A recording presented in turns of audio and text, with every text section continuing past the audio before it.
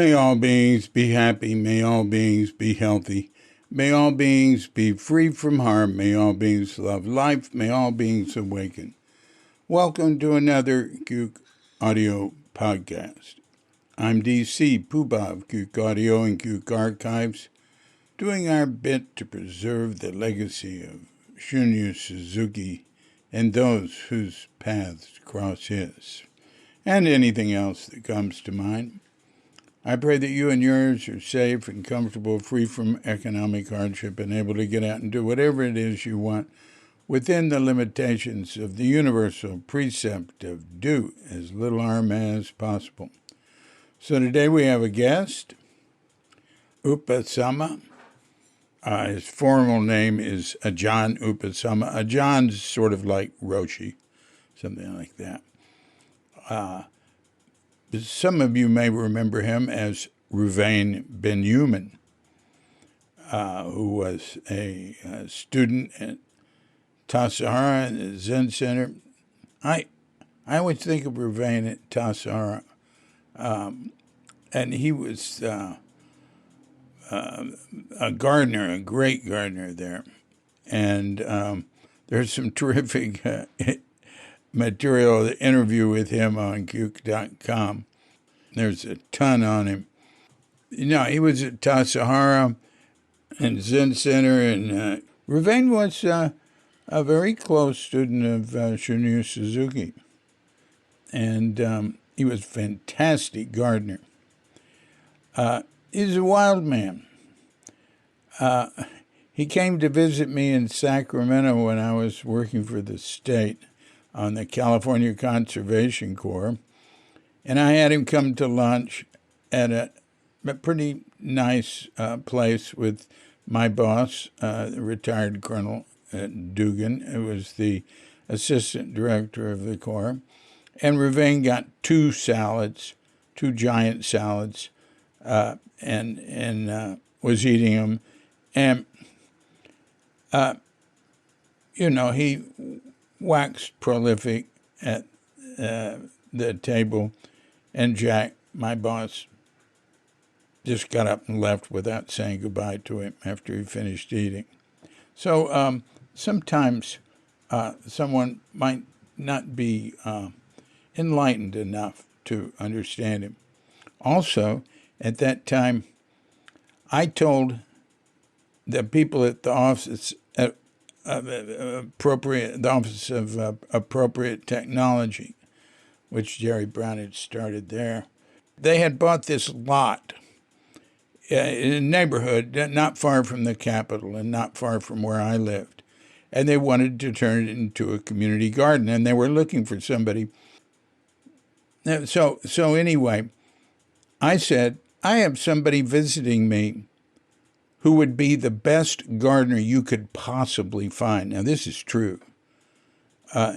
Anything Reuven does, he does incredibly well.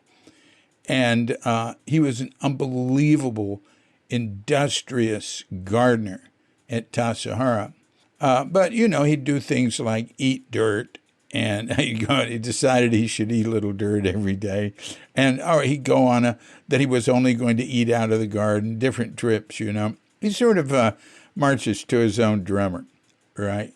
But he fit in. He fit in because he followed the practice. And, we liked him.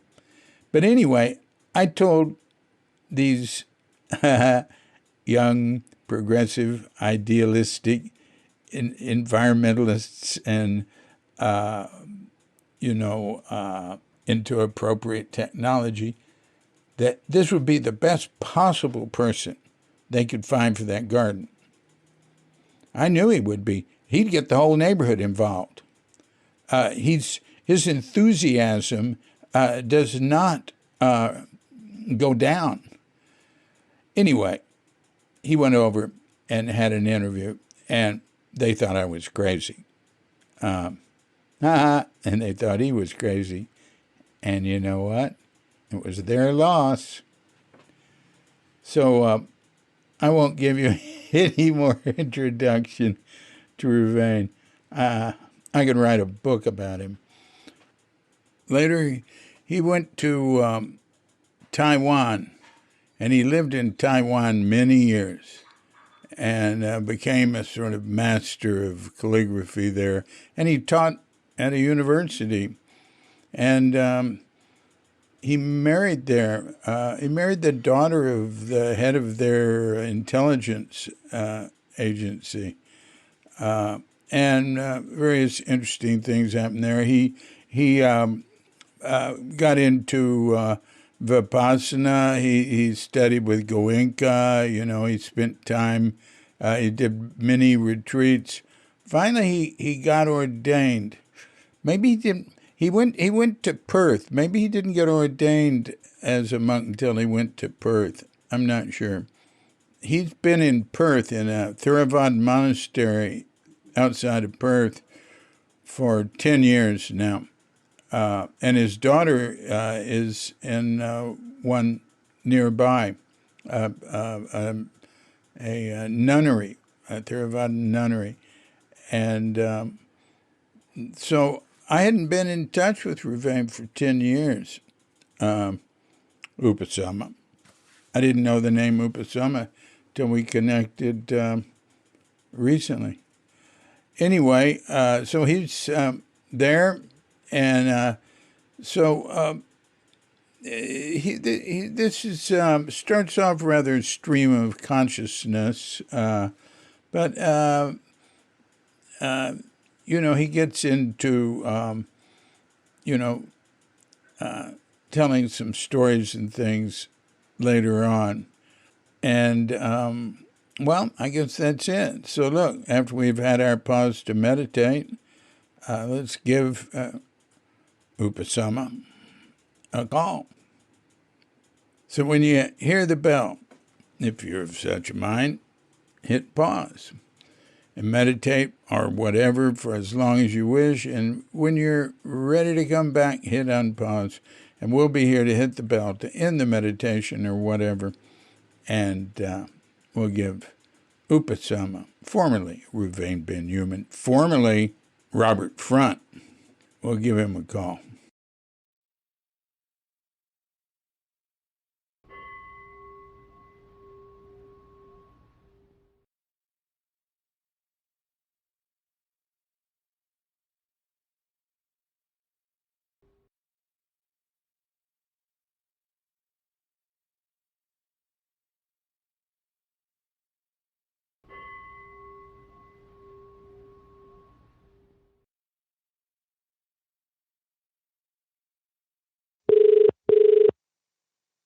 Hello.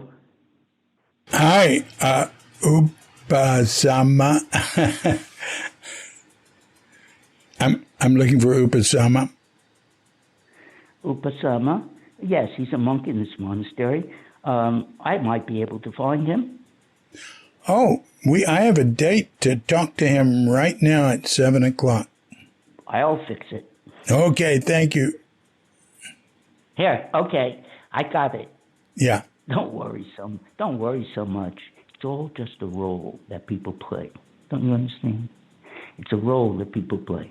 I can play the role of someone in a monastery. I can play Upasama. I can play anyone. I can play Reuven. I can play David Chadwick. Aha. There you are. I'm always here. Yeah. Always. I've always been here. So have you. Everyone's here, as far as I know. But not completely here. That's the problem. You have to get really here, and here gets bigger and bigger. Doesn't remain the same. It gets really big. It can get bigger. No, it can't get bigger. It gets bigger. It never remains the same. So if it did, it wouldn't be true. Yeah. Well, thank you for that. And so, hey, what are you up to there? I don't even. I was thinking, you're going to record this stuff? It's already recording.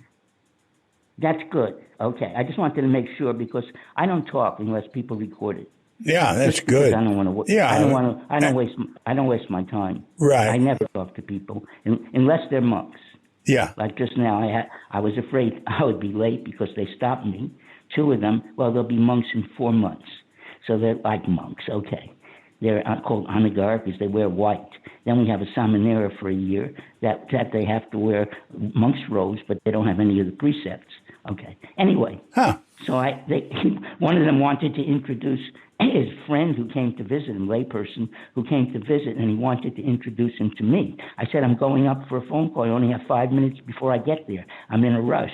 But, of course, and I had to tell them something. So I told them how to get to Nibbana in 3 simple steps. Oh, excellent. Can you tell us? Why not?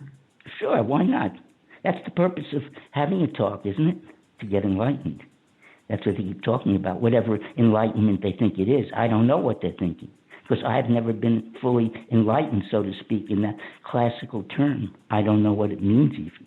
It's just some words about that people use. I don't know. I don't know anything, to be honest. They know a lot. So let them decide everything. Let other people decide.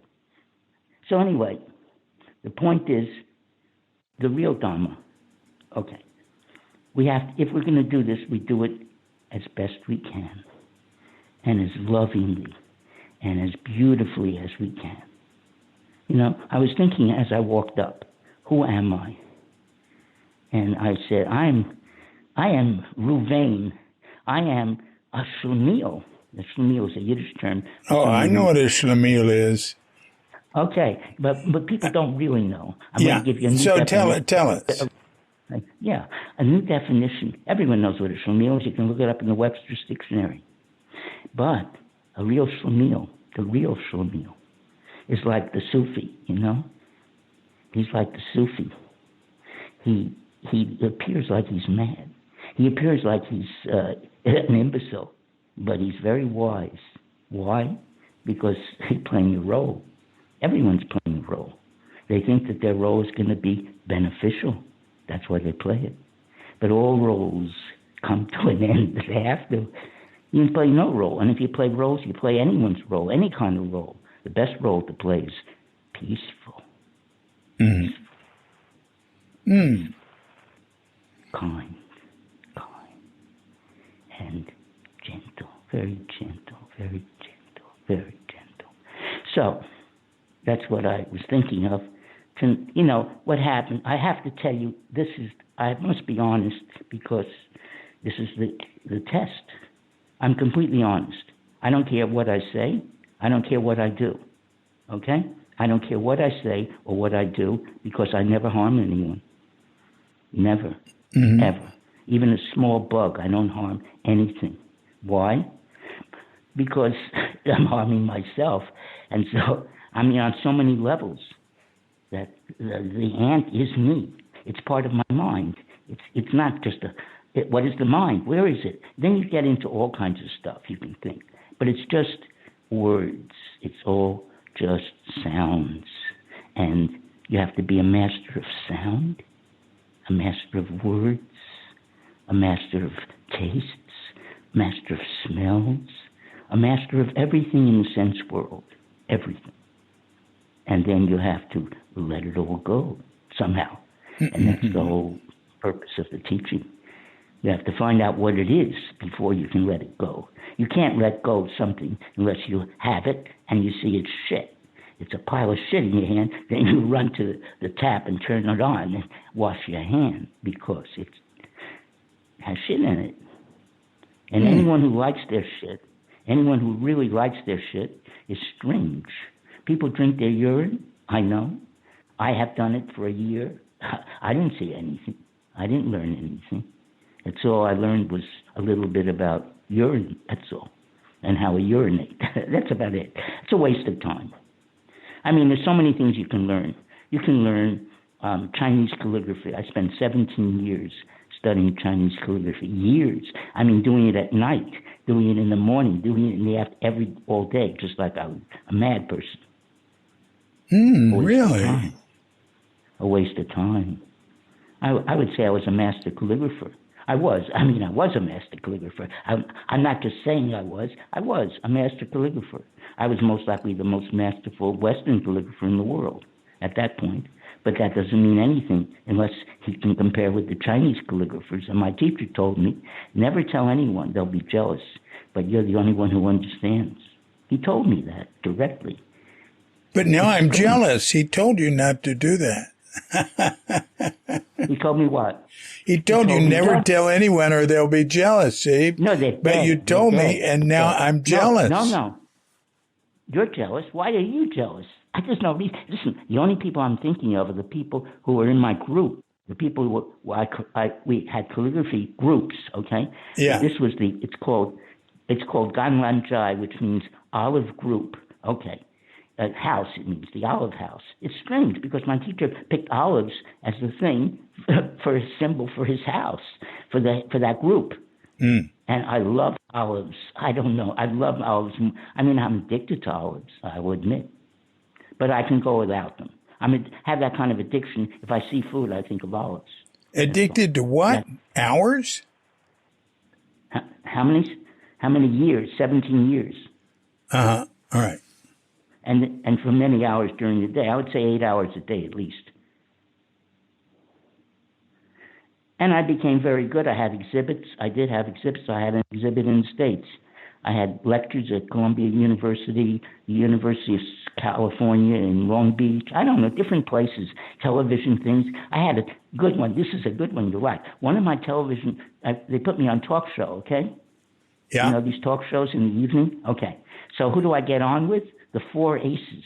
Me and the Four Aces. Can you imagine this? Which Four Aces? I was on it. The Four Aces was a singing group.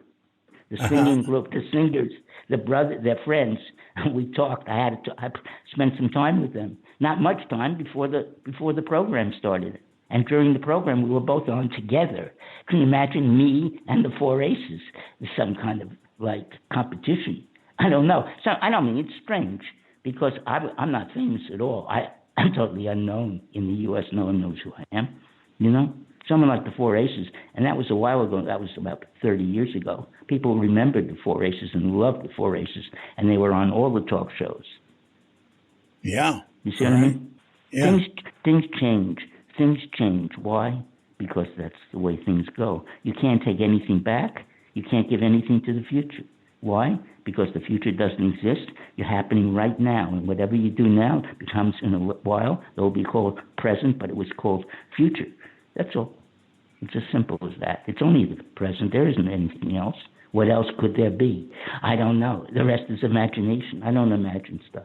So when I say I don't imagine stuff, I don't talk. If I give a talk, which I'm giving right now, this is a talk to you. You know, I'm talking to you as a friend, an old friend, a very old friend, not a dear friend.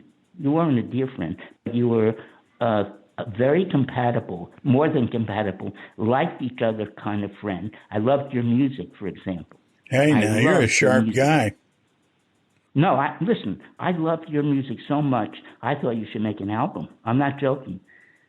Because you used to make stuff up right on the spot, and that's the way to do it. There's no other way to do it.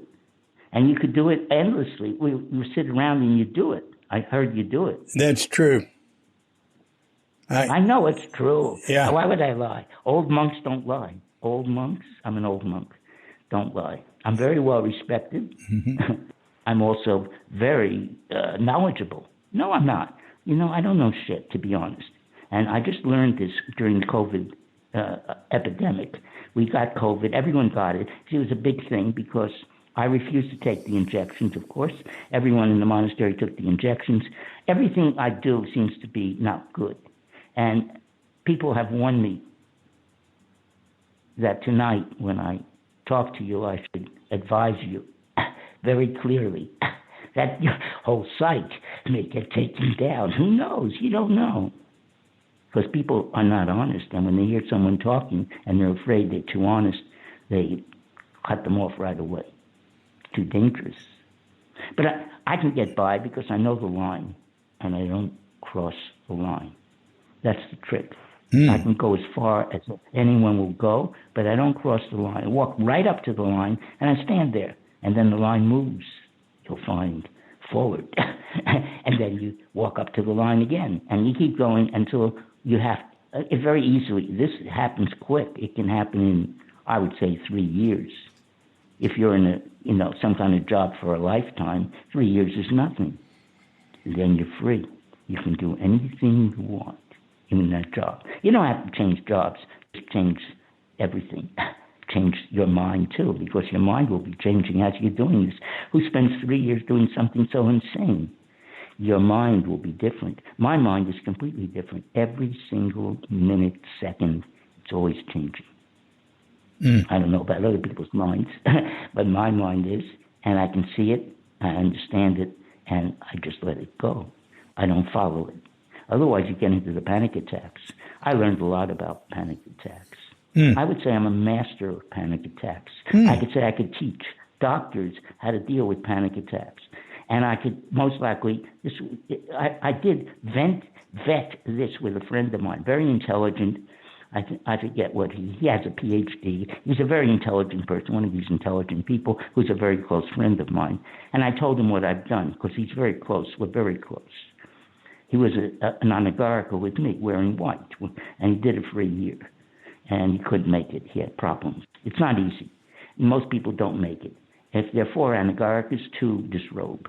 If there are 4 samanas, 2 of those disrobe. If the next level, there are 2 more disrobe. So by the time you get to 10 years, there's only maybe 1 in 50 left, or 1 in 40, 1 in 30 at the least, something like that.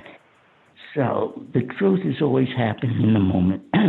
There's nothing to talk about but the life we live, So I was thinking, because I know, now I trust you. I trust you more because you called on time. That's important. Some people call a half hour late. Some people call 10 minutes late. No one calls early. I've never seen very few people they do. Some do, but so few that I can remember them almost, and I can't remember any. So at this point, but I'm sure there are. Yeah. You understand? Okay. Yeah. So what's happened? I woke up this morning.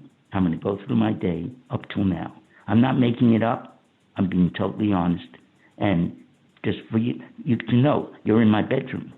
Everyone who's listening is in my bedroom, because my bedroom is my living room. It's my rest room. It's my meditation room. It's my writing room. It's my doing nothing room. And most of the time I'm doing nothing. Most of the time. And that's my meditation anyway. So after I woke up, which is at 3:30, I used to wake up at 2 o'clock. And since COVID, I haven't done that anymore. I think maybe I'm getting too old. I'm going to be 82 years old. Getting older, the body doesn't maybe like that so much. But I don't have any judgments, and I don't know.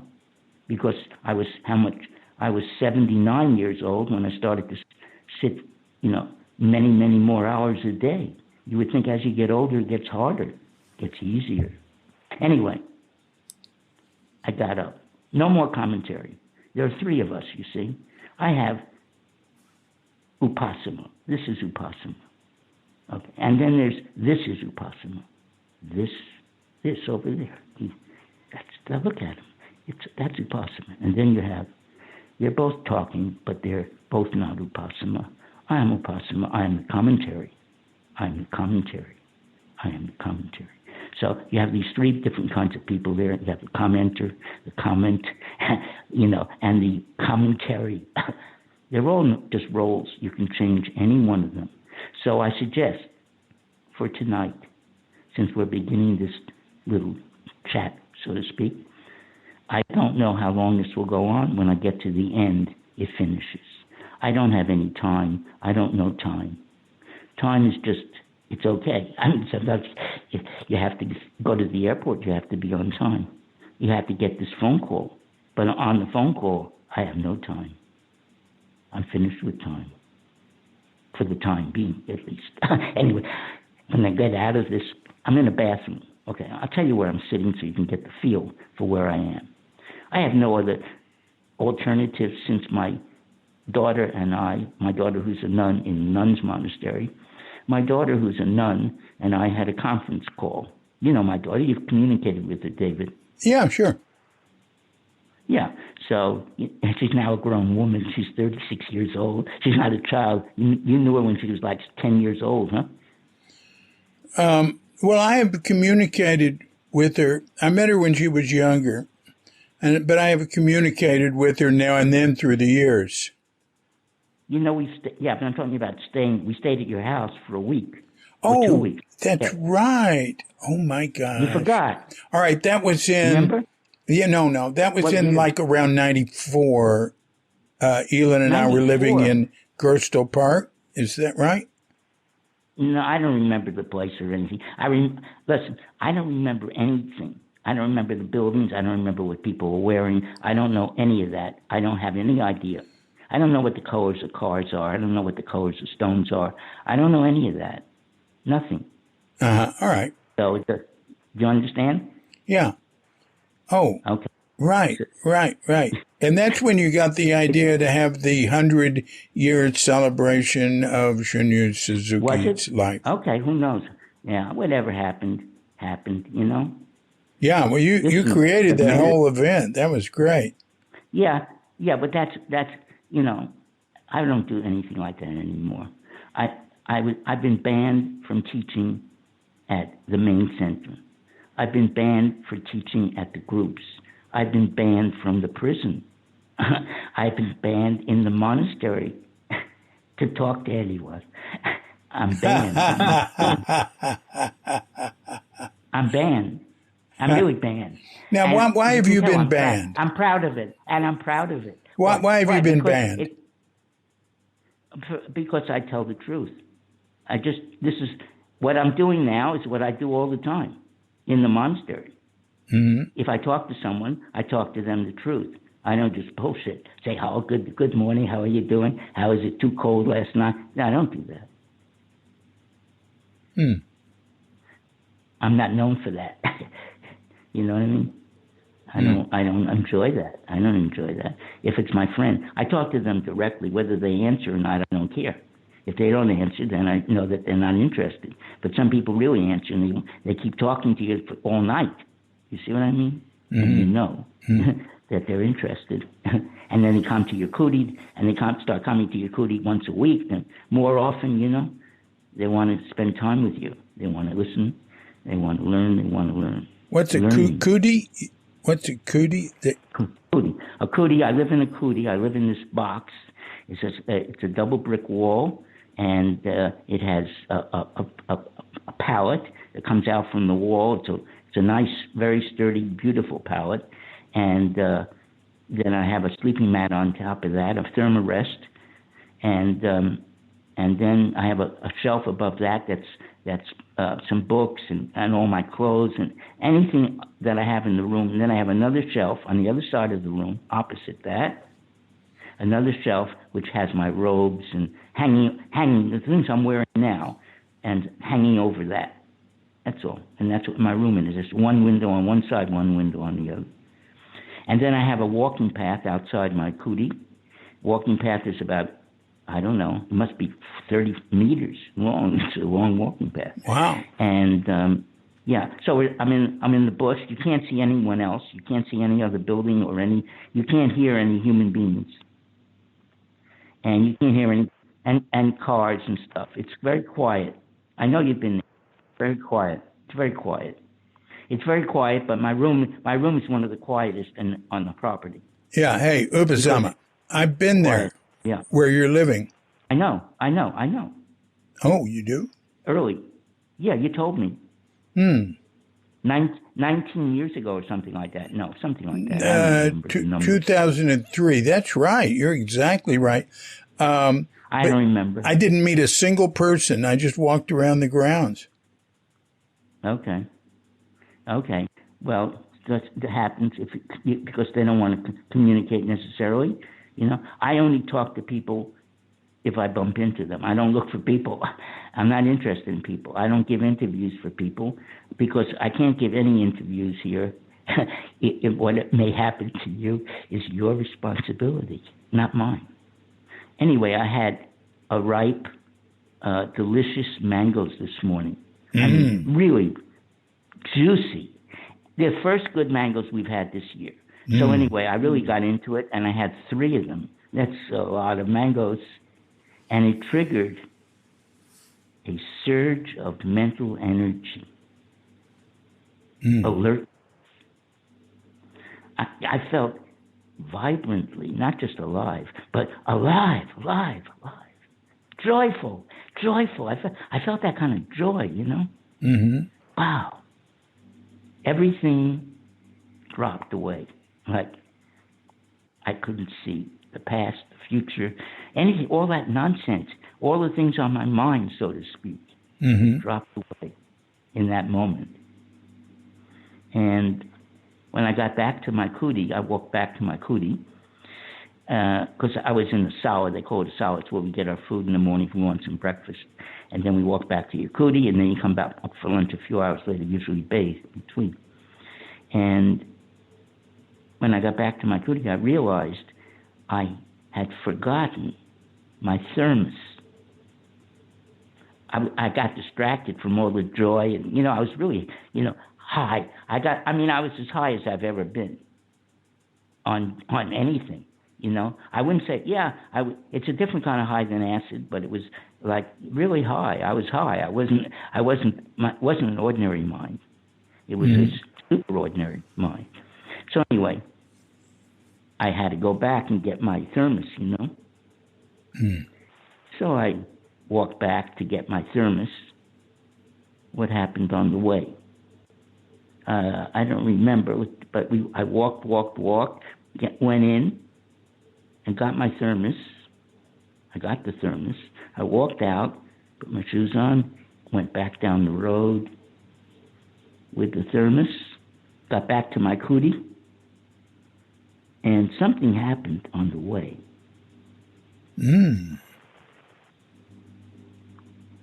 Mystery. Now I remember. I remember distraction. You see, I just was distracted again. Distraction. I thought to myself, what is distraction? I was distracted. And it sounded bad, you know? It sounds like shit. To be distracted, you're a monk. How can you get distracted? Forget your thermos. You see? Bad. Bad. No good. Bad thing. But actually, it doesn't matter. Distracted just is. Just is. That's all. To be learned from. You're learning from distraction. What are you learning? What are you learning? Well, you can say, I can learn to be more mindful. You could. Or I could say, I learn from my distractions. I learn from everything. I learn from everything. That's a better thought. Why? Because getting undistracted is not going to give you a better thought. It is not going to give you a better thought. It will just make you more peaceful, more quiet. Yes, quiet is good, but then what? But then what?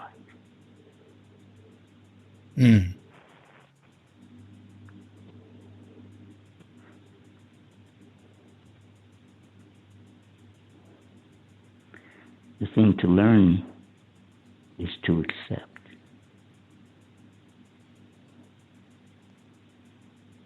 That's the only thing to learn. To accept things as they are. That's the way they are. You have to accept it. If you don't, you're insane. And most people are insane. They don't accept it. So it's very simple, actually. It's just an attitude change. We could say mistake. I call something a mistake. We can look at that mistake. And we can think about the mistake.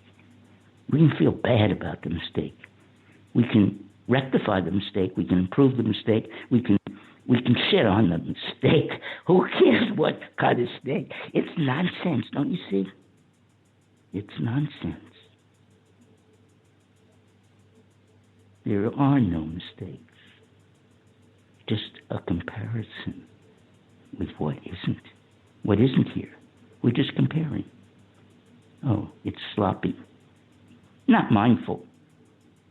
Too restless. just comparisons with what's not here. Hey, what's the name of the place where you are? Everything, yeah, everything is good. It's good, just as it is. And because I was told not to do that, so I don't do it.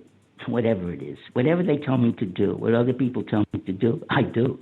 I don't think, unless it sounds really bad. You know what I mean? And people in the monastery, if they're monks, very few of them are going to tell you to do something bad. Impossible. Because that's double bad karma. You're getting me to do something bad, and they telling me to do something bad. No one would do that. No one. Impossible. Everything is good. They are good. Everyone's good. Everyone's beautiful. Everything teaches me everything. I learn from everything. Tonight I'm here to learn from you. Not what this is, but I'm here to learn from you how to do a podcast. And I don't have to learn. I don't have to learn now. You see, people wanted me. Okay, so I'll go back. I'll go back to last November. My alarm. Oh, that's nice. Is it nice? Yeah. That's my mini iPod. Someone donated to me in March this year.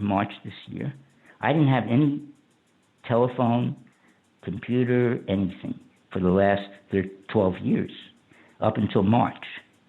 So now I'm going public. So to speak. Yeah. Well, because what happened was, a few months ago, how many months ago? A year ago. It's 1 year ago, last month, at the end of last month. I think it was like the 28th of November. It was around that time of year. It was cold. No, it was November. It couldn't have been November. Yeah, it was November. It was hot.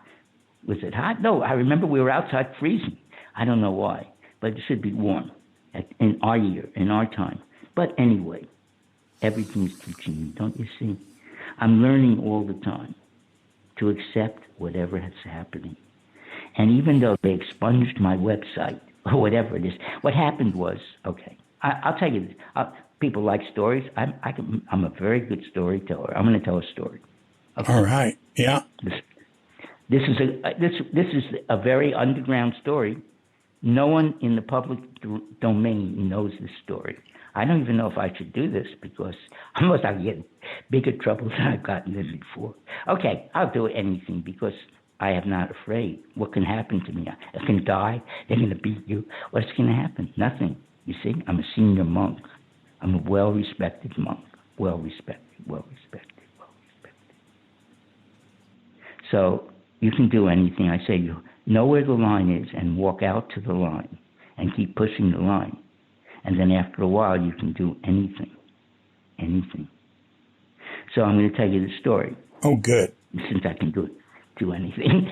So last November, there's a young monk here. He's not 25 years old. He's the computer person. He's the IT person, what they call IT.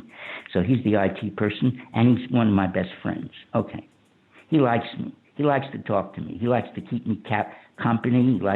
He made vinegar with me for 2 years. When I was curing my sciatica, I had sciatica, so I had to cure it. I cured it, We made vinegar. And the vinegar is what cures, but that's a whole other teaching, because I know about that stuff from the past. So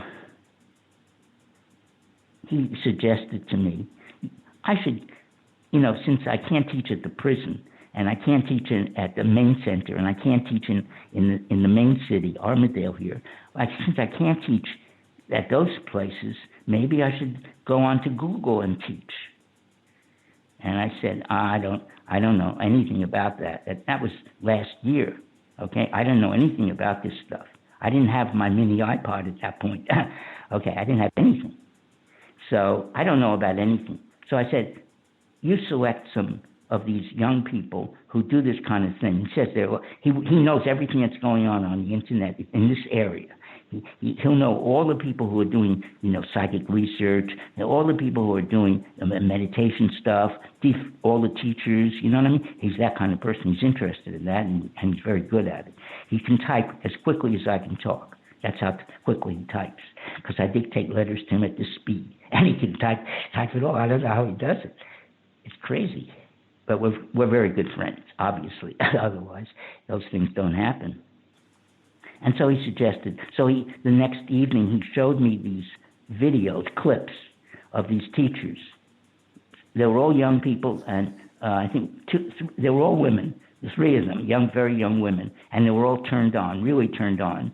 That were good. I watched about 25 of these different things. I said no right away. In a minute I listened, half a minute, 20 seconds. I said no, yes, okay, that one's good. Okay, that one's no, yes, that one's good. Okay, so we get down to three of these women, okay, and they were really turned on. They did a beautiful. They turned me on. They were saying, "Whoa, it's all so beautiful. It's just happening," and they were like coming out of my mind. I was blown away. You know what I mean? Mm-hmm. But I'm not 23 years old. I don't make a good show on the show. It's a show. So I decided if I do this, it has to be better than what they did. Much better. So much better. But these people have millions of people following them. Millions. You know what I mean? They're not just unknown people. But anyway. So I said, yeah, okay. He wanted me to do it.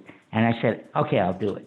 We'll do it. And we planned to do it. And we did it. It was a Monday, I think Monday night we got together. He hooked me up with something, and I adjusted my robes. My robes are my cloth. I have a piece of cloth I wrap around myself. And then I wear my sabang, my lower robe, and that's it. That's all my clothes. Just a piece of cloth and my sabang. That's what I'm wearing right now. Sitting in the bathroom, having my desk for my iPad is a toilet bowl cover. Okay, that's where I am. That's where I am at 82 years old, as a student of some of the greatest teachers in the Western world. Suzuki Roshi was an amazing teacher. He was my first teacher. I felt so close to him. I felt everyone did. We all did. That's why we loved him. He was like our beloved father or friend or whatever. Wonderful, beautiful person. Don't you feel? Mm-hmm. I feel that. And I had, all the stories. I had so many stories about Suzuki Roshi. You never typed them all up, but most likely, yeah. I never what? You never typed them up? Oh, you bet I did. You did? Yeah. Wow. You're amazing. I've got enough from you for a book. You should make a book. I could make better books now. I'm much older, much wiser, much. That was nonsense. I was in Nonsenseville. That was my kindergarten, my first grade, first grade, and up to the third grade maybe. Mm-hmm. Mm-hmm. I've had other teachers. I have many other teachers since then. Who? And very good teachers. Well, besides Katagiri, who I consider my teacher and continued to write with me, communicate with me while I was in Taiwan, and even what's her name? What's his wife's name? Tomoe. Kimoe? No. Katagiri's wife, Tomoe. Yeah. Yeah. No, I don't remember. That doesn't ring a bell, and I was close with her. She was even thinking of coming to visit us in Taiwan. Anyway, the other teachers, I've had Janaka Sayadaw in Burma. I've had Guangqin Fa Shi in Taiwan, very famous. He was at that time. That's a good story too. That's a wonderful story. Maybe for another time, if this ever happens again, because there's not enough time. I mean, I could talk all night. I can, but we don't have time. How much time do you have? Well, just keep going. Keep going? Yeah. Okay. Yeah. So You didn't mention Goenka. Yeah, that was another Goenka. Goenka was just an amazing teacher. But I only saw him for 3 retreats. That's like a very short. It's not. When I say someone's my teacher, I spend time with them, months with them, intensively. Or some kind of time with them.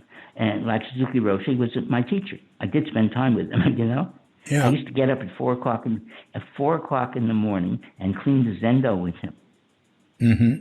And clean his rug, vacuum his rug with him, put his eggshells out in his plants with him. He told me I told him I want to live with him, you see. And he said, no, you can't live with me because if you live with me, the other people will be jealous.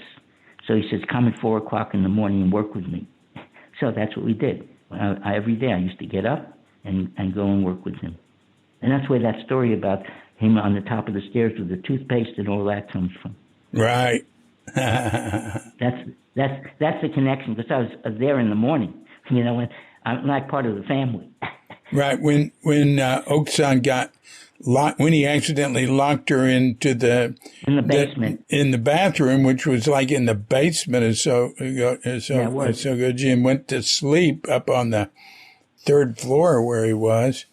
Yeah. And didn't realize it all night until he went down the next morning. And he opened, and she was so mad. And you said he was brushing his teeth, and he started laughing, and it was like foam coming out of his mouth. You remember? You're pretty good. You remember? Yeah. You have a good memory because you're pretty close to what I would say. Pretty close, but never the same. Why? Because it can't be the same twice. You see, every moment, everything I say, every idea I send forth, everything that happens changes. It's just vibration. The words can be the same, but I can have a different vibration that creates a different resonance in the people who are listening. Completely different. Completely. So completely different that the words don't matter. I can use any word, but I try to be coherent because people can't just deal with sound.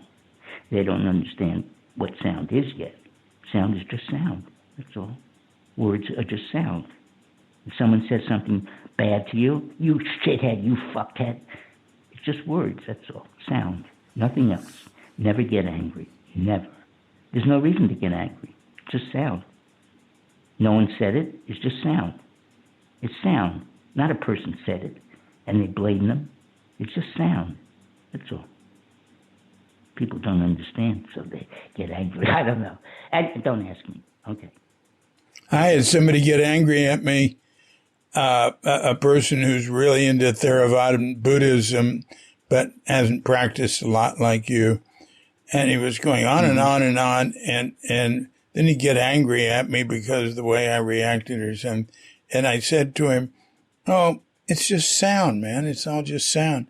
That really made him mad. Well, you see, you were being sarcastic. I know you. No, I was being honest.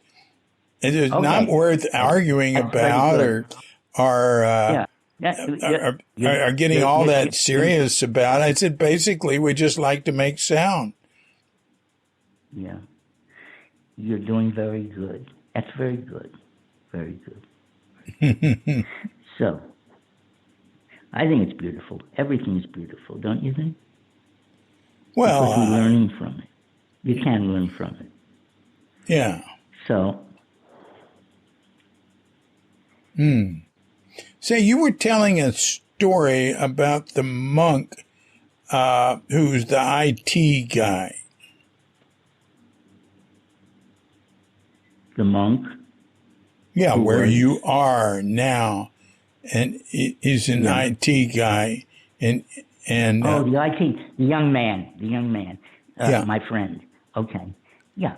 So he showed me the movies. I watched the movies, and then I saw those 3 girls, and I decided, okay, we'll do it. And then I went back to my kuti, and I started to think about what I would do, this and that. And then the night came, and he tied me up with all the stuff, and I started to talk, just like this. And I gave a talk. I think it was like 40 minutes. It's on the, you can, I think I'll Google you the link. Oh yeah, do. I think I did it already on a letter, but the letter hasn't actually been mailed because someone else. I think I sent a letter, and I've included you in the BCC of many letters recently in the last 24 hours. So, because I'm only talking about these last 24 hours.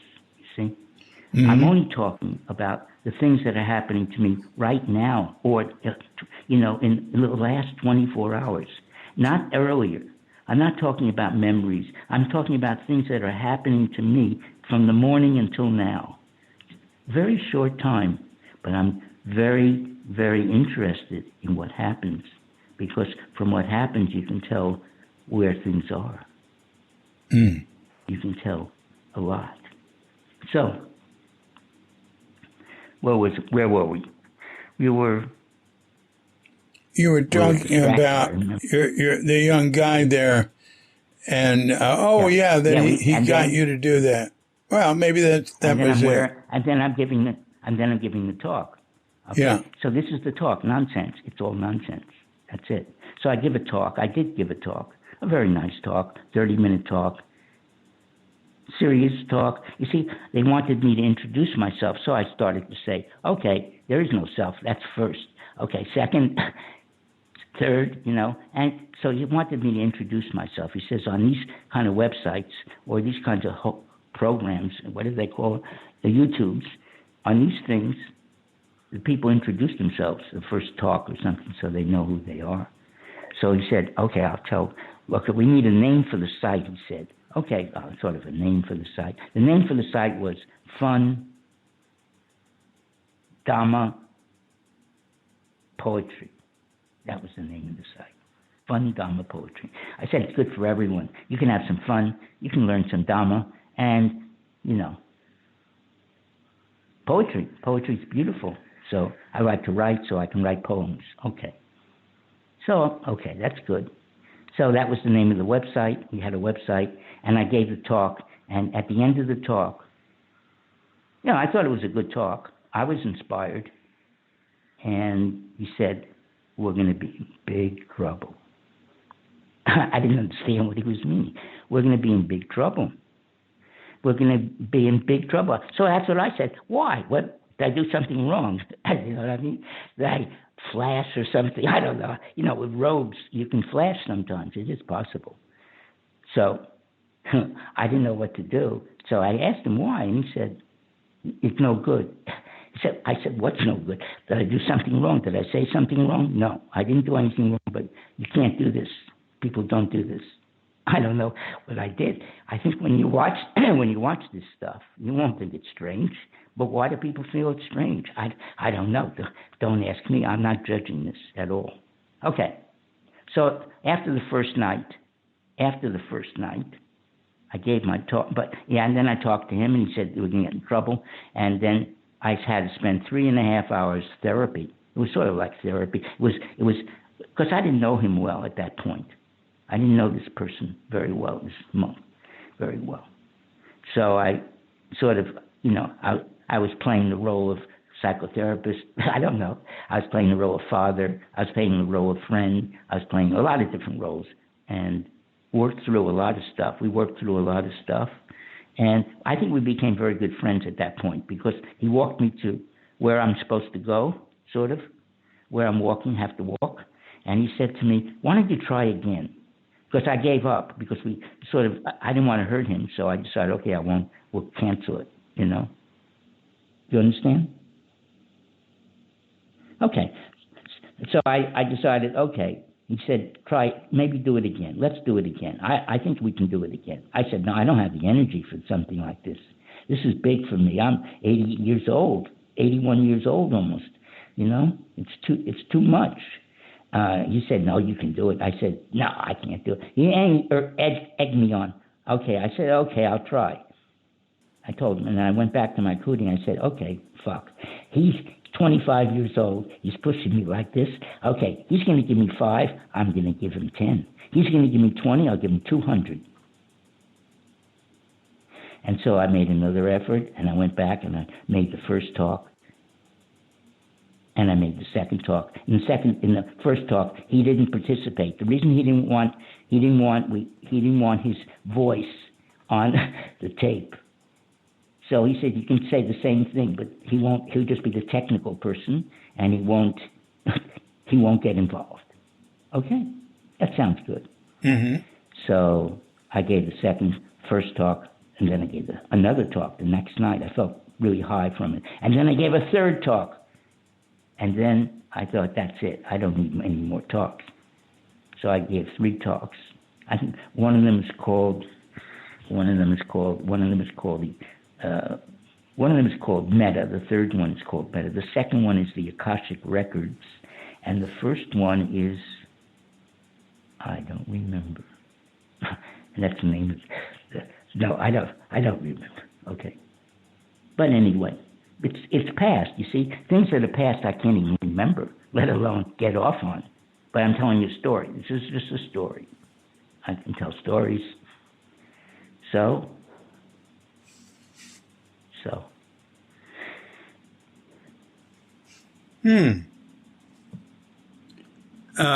Tell us about your Chinese teacher.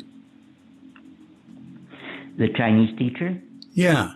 My calligraphy teacher. I don't know. Calligraphy teacher. I think it was a Dharma teacher. Are you talking about a calligraphy teacher? I had another one who's my calligraphy teacher. He's a very famous, world famous calligraphy master. Yeah. He was the leading calligraphy person in the world when he was alive. People would come from all over, from mainland China, from Korea, from wherever. People would come, the teachers. These are teachers. These are not ordinary calligraphers. These are very famous teachers. They'd come and study with him for a few hours or a week or something and say they studied with that teacher. You understand how it works? Yeah.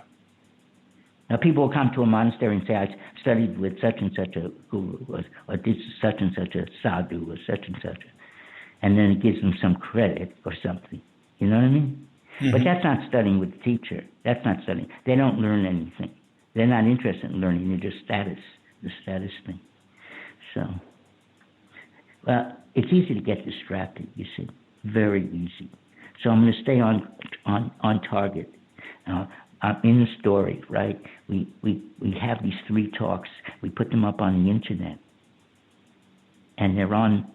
And the first day, he told me you can see how many people are watching it. They have numbers or something. How many people like it, thumbs up and thumbs down. They have all these marks you can put on. You know what I mean? Mm-hmm. Have you done that? Okay. So anyway, then after about 3 days, there were like 30 people had watched it, and all of them were thumbs up. And and then I think on the 4th day, it was like 100 people had watched it. And there were thumbs up, and then there was I think there were 250 people had watched. Now, I don't know if that much, something like that.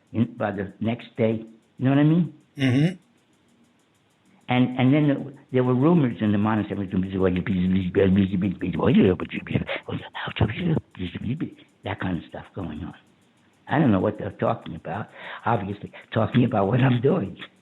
What am I doing? Nothing. I was just in the office making some recordings to be put on the internet. That's all.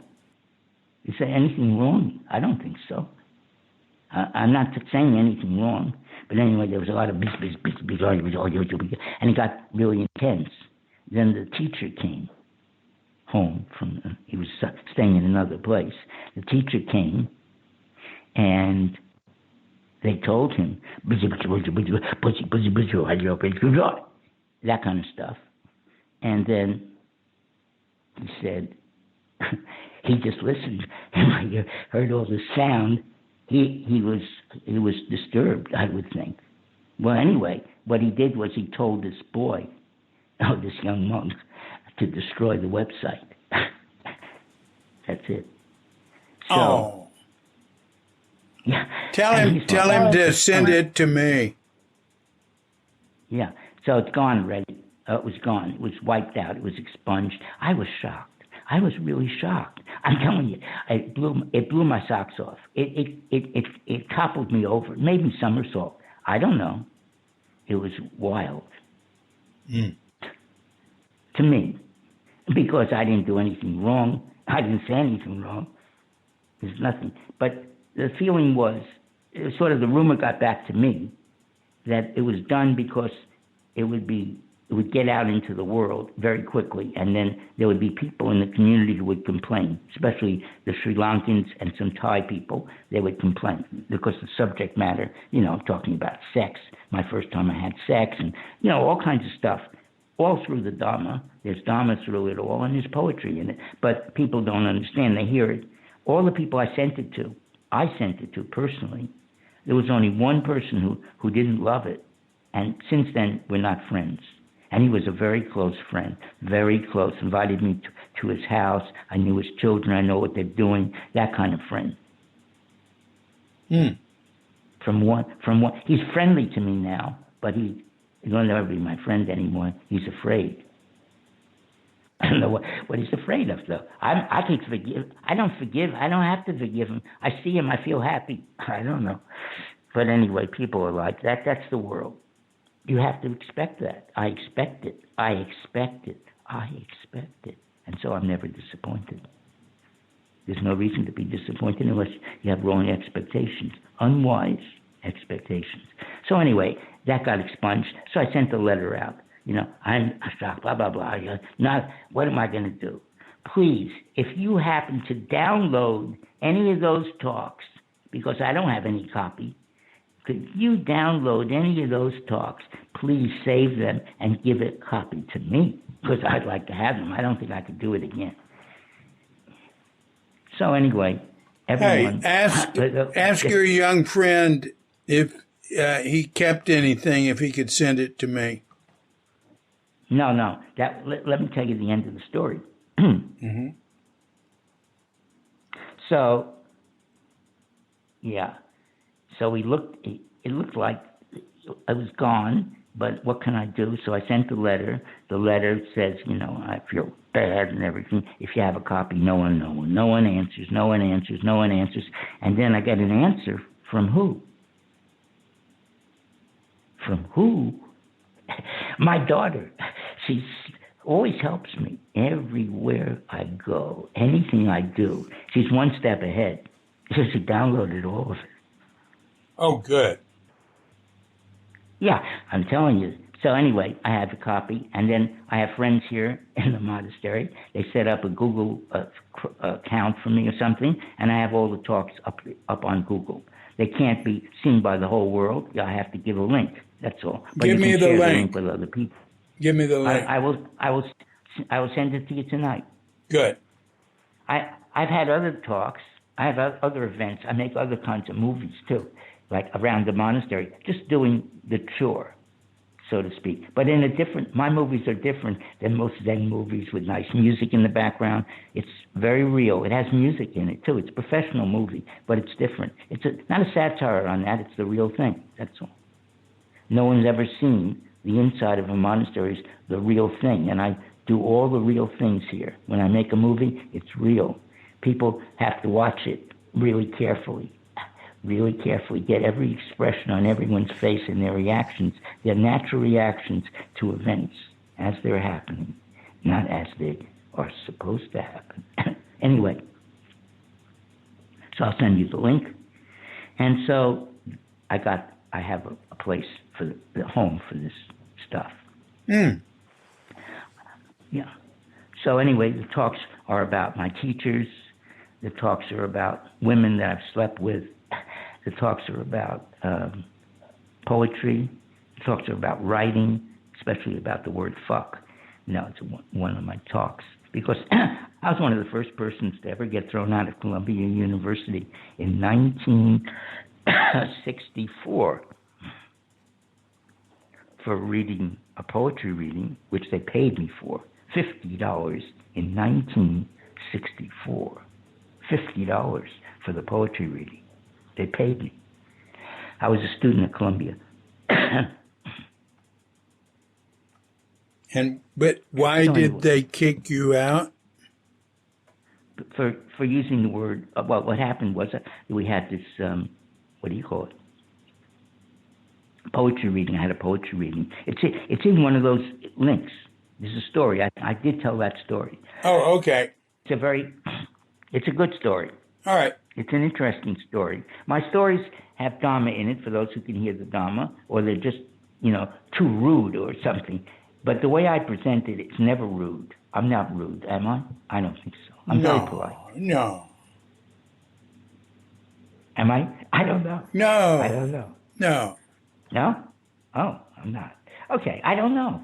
I honestly don't know. You see, I don't know how I come across to other people.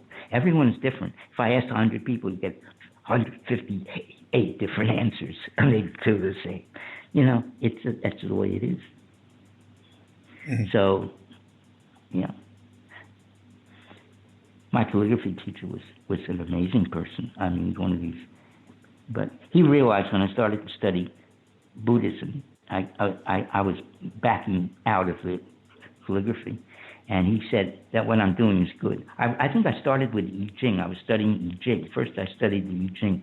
I think I studied that for about 12 years or something like that. Yeah, I was thinking of writing a translation. I was getting to the point, I was getting a PhD and all kinds of stuff. I was working on this. I was reading and I was studying, and I was going to do something revolutionary with the I Ching. It's an important book for the Chinese, and I was going to do something in English. So anyway, I spent a lot of time doing a lot of things, wasted a lot of time, but it's never a waste. You see, waste is just the wrong way to look at it. Waste can become compost. That's what they use it for now, and it's not a waste. There should be no waste.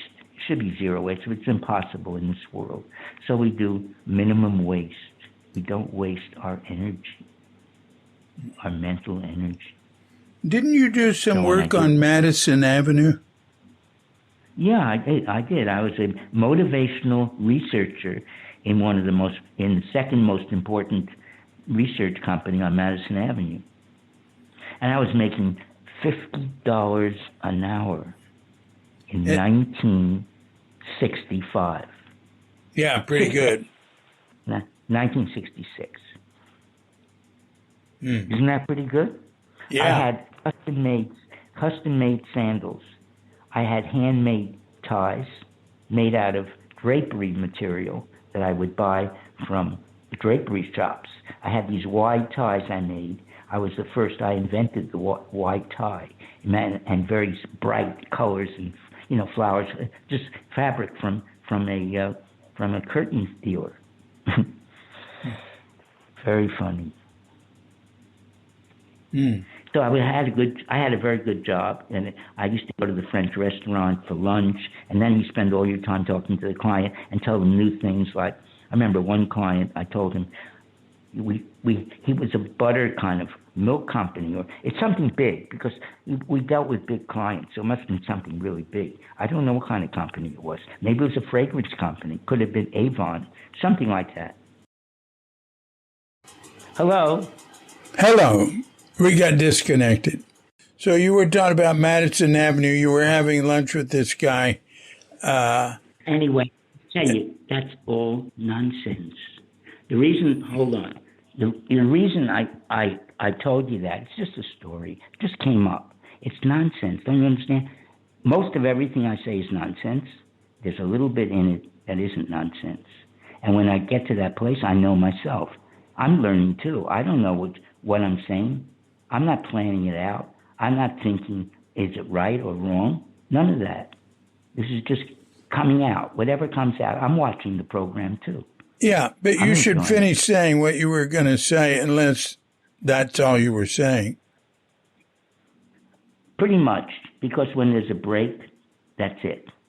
It becomes something new. Listen, every moment, even between words, letters, there's always space. There's always space. Yeah. So everything you do can bring joy. The joy of being right here, right now. Wherever you are, with whatever you're doing. Whatever you are, whatever you're doing. Yeah, when I had COVID, it was like really heavy. I had these anxiety attacks. I had 3 serious anxiety attacks. I never had anxiety my whole life. They were the closest I came to death. And that was recently. You just got over it. Yeah, that was recently. That was just 2 weeks ago. Mm-hmm. That's a year ago. That's a lifetime ago for me. That's 10 lifetimes ago for me. That's 1,000, a million. I don't remember really. I remember big events, that's all. You remembered you had 3 anxiety attacks. Do you remember what triggered them? Yeah, so in the first one, I thought, wow, this is really bad. I tried all kinds of things. I sat down. I did meditation for hours. It got worse. It got really bad. I got really bad. It got really, really, really, really scary bad. And then I realized, it's just bullshit. It can't be real, you know? Maybe I am going to die. No, I can't. You can't die. No, maybe you can. You have to do something. You have to find out about this. Anyway, nothing happened. And many days passed. I think 12 days passed. And I thought I was over it pretty much, but I was scared. I still had rescue remedy by my bedside. I still had lavender oil sitting near my bedside. I was ready for an attack, so to speak, by my mind, on my mind. By my mind, on my mind. Anyway, and it happened again. Again it happened. This was scarier because I thought I was over it, and now it's happened twice. And then I had another attack 3 days later, worst attack. And then I realized that I have to get out, that I have to get out of this. No, that was wrong. That was all wrong. I have to get out of this. I have to get out of this. No, that's all wrong. So anyway, I got to the point where I realized I had to do something, or maybe not do anything. I was at that point, life and death. I really was at that point. I'm not there now. That's weeks ago. I don't hardly remember. Do you? I don't.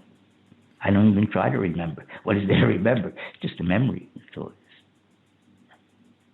But memories can be useful. It can be useful. The Buddha said that mindfulness, part of it is memory. Remembering what? Remembering what? The past? No. Remembering the instructions. Remembering the teachers. Remembering gratitude. Remembering peace. Peace. Remembering.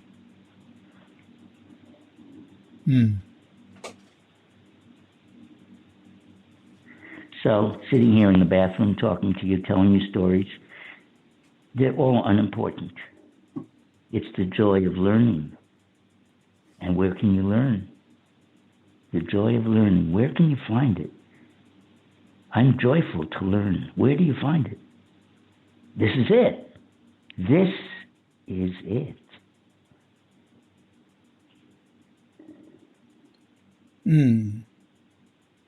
I'm not doing this. I'm just watching and listening and enjoying riding the wave of awareness. Hey, while you're riding that wave of awareness, tell us something else about Shunryu Suzuki. Suzuki? A story? Yeah. I don't know. Okay. I was walking across the bridge, and he said to me,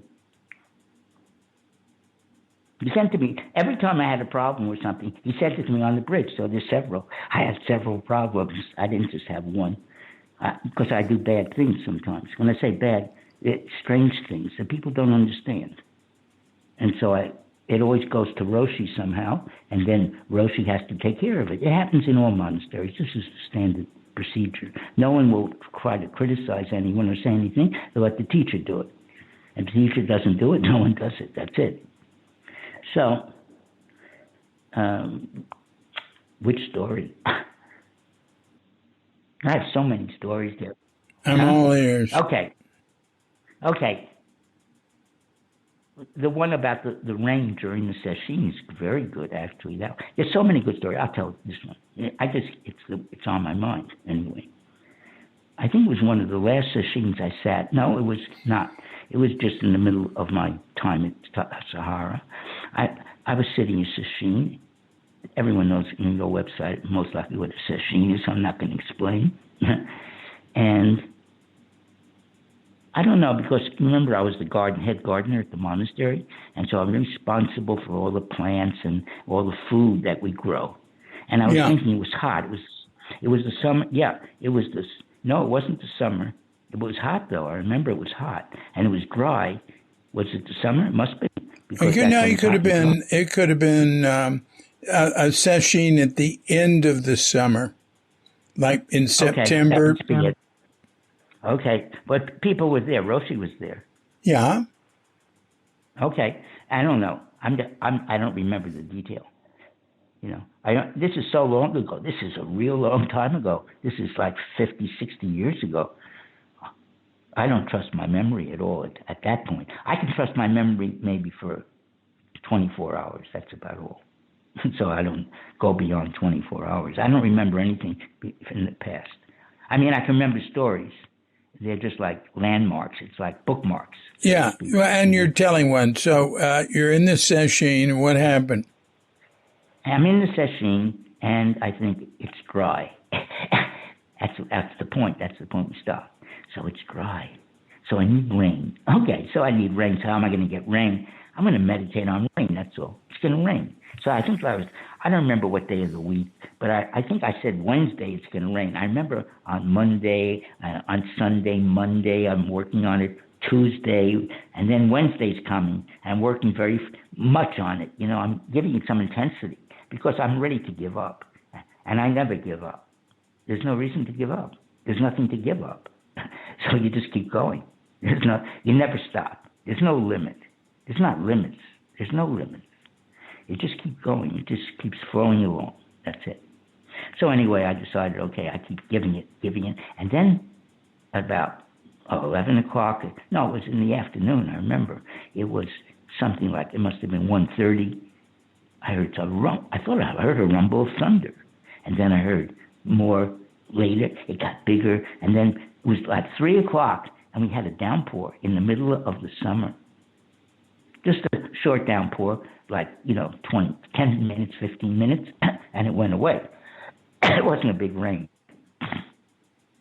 but enough to water the plants, for sure. I jumped up. I remember jumping up and going to Roshi's Kuti. And I went to Kuti, he asked me what I'm doing, blah, blah, blah. And I told him I was very happy, I was really ecstatic. I thought, wow, I can make it rain. I'm powerful. Wow. You know what I mean? Yeah. So I don't know. He didn't react the way I thought. He took his stick and started to beat me. He beat me with his stick. He said, never do that. Never do those kind of things, because you're not God. And God maybe can tell where the rain has to fall. You don't know. So don't make it rain. That's simple as that. It was very clear to me. You don't do things because you don't know the consequences of what you're doing. So you don't do things you're not in control of. And most of the things we do, it's not good what we do. Do less, as little as you can. That's why I said if I talk to you maybe 3 times a year, that's a lot. So anyway, that's what happens. He's wise. He's a wise teacher. I learned humility from that, a degree of humility, not much, but a degree of humility. I'll never be humble. But there's nothing wrong in not being humble. Being humble, not humble, it's about the same. It's all nonsense. Just a role. I can play any role. I can be humble. I can be quiet. I can be peaceful. I can be an idiot. I can be a schlemiel. I can do anything. Why not? Whatever feels happy, whatever feels right, whatever feels good, what doesn't hurt other people and doesn't hurt me, I can do. That's all. Is there any other rule? I don't know. I don't know the rules. How did you find Daniel Agig? How did I find Daniel? Well, I know he's the one who sent you to Zen Center, and he had this commune in Wyoming. How did you stumble Montana. on it? How did you come to be there? Montana. Well, that's a Montana. Yeah. Yeah, Montana. Well, anyway, whatever happened, we got busted. And because of that, but before I got busted, a few months before they got busted, before the commune got busted, I wasn't there when they were busted. I was at Tassajara. That's where I was. They were in the commune, and they got busted.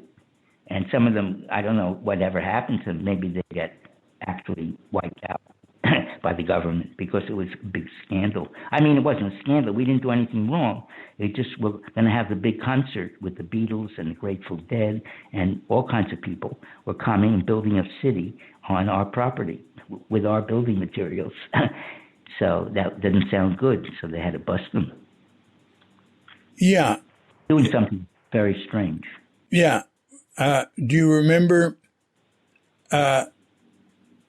Daniel, in that particular part of it, Daniel was taken to jail. Do you remember how he got out of jail? Yeah, I know. I know how he got out of jail. He had the mafia doing it. His wife got him out of jail. She went there with a gun. No. She went there with a gun. Really? That's what I remember. I'll tell you what I remember. I'll tell you the only thing I remember. I remember talking. What was her name again?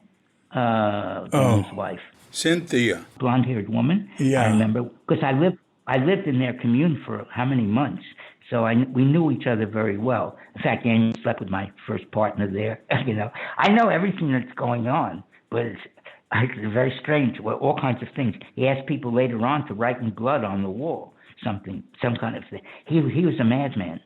He's a total madman. He's beautiful. He's a beautiful one of those beautiful mad people. No one can ever be with him. You know what I mean?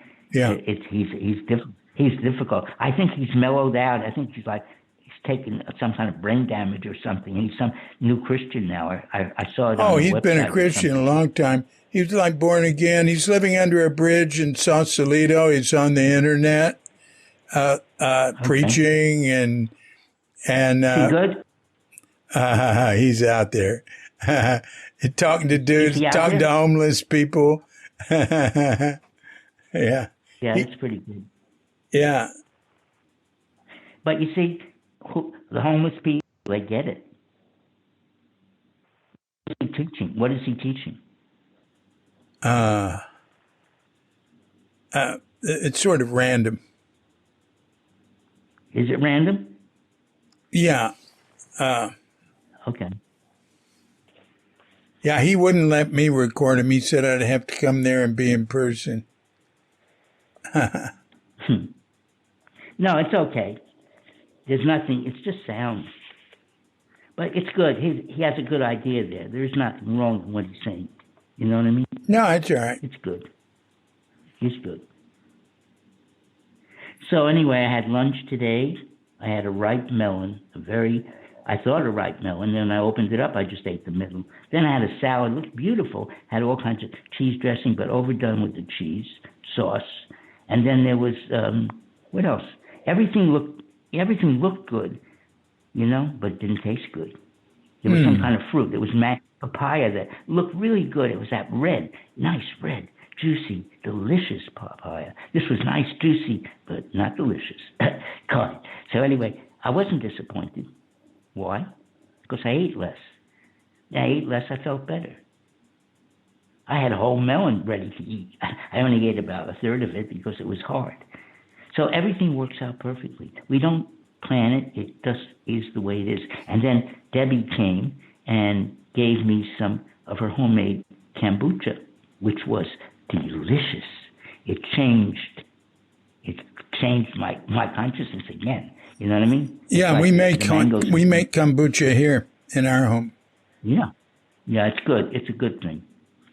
And then I lay down. I had some kombucha. Lay down and had a strange dream.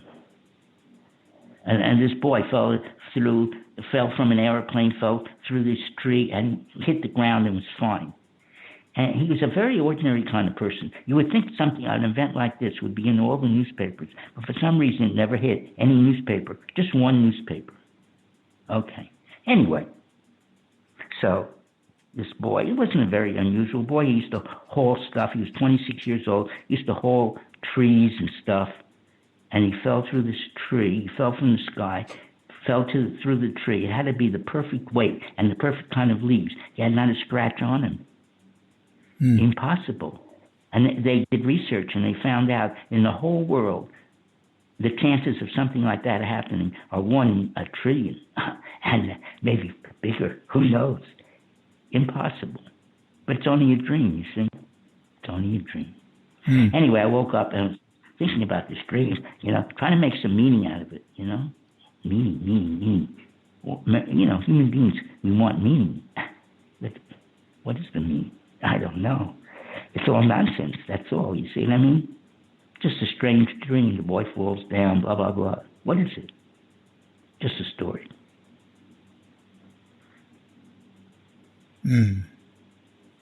Just a story. But you can turn everything into Dharma. See, that's my game. If I have a game, it's just to turn everything into Dharma. Everything I do, everything I think, everything I feel, I turn it into Dharma. And that way I'm teaching myself all the time, 24 hours a day, even when I'm asleep. Hey, what's the name of the place where you are? That's not important, is it? The place where I am, the toilet in the monastery. That's it. Oh, come on. That's my place. Come on. No, really. This is for your benefit, not for me, for your benefit and well-being. But people told me I shouldn't divulge this information, whatever, if I do this. Oh, well, then don't do it, yeah. Yeah, I mean, people told me. It doesn't mean I listen to them. There were 2 people that tell me that. So they told me, if blah, blah, blah, and you mentioned our monastery, that you're a reflection on the monastery, blah, blah, blah, blah, blah, blah, blah, blah. Oh, that's yeah. It. Well, we wouldn't want that. No, so anyway, the boy is important. Anyway, but there's not a lot of Theravada monasteries near Perth. No, in Perth, there's only one Theravada monastery, I think. So anyone who's interested can look it up on the internet. And your daughter is in a Theravada nunnery near Perth, right? Yeah, she's there. We're an hour and a half away from her. And when did you see her last? I talked to her yesterday. No, when did you see her? Oh, I haven't seen her in a long time. I talked to her on the telephone yesterday for 3.5 hours. Oh, my goodness. That's great. We usually spend about that much time when we talk. And we could have kept going, but she's in a different situation. She's outside wearing a hat or something. It's outside, it's dark, it's 3 hours difference. It was like 11 o'clock at night already. So I sent her back. To go back, I told her to go back. I suggested she go back. It was time to go back, that's all. So she went back. We have good conversations. She's my best friend. Didn't you have 2 daughters in China? I have another daughter and a son who are younger, who are older. They're older. They're in their 50s. I think they're 50, close to it. And what about them? Those are in the States. No, the boy is interested in what I'm doing. He doesn't know me at all because I left when he was a year old. I didn't leave, but I was divorced when he was a year old. And the girl, she doesn't like what I'm doing, actually. We've talked. She came and visited us in Taiwan, and she doesn't like what I'm doing now at all.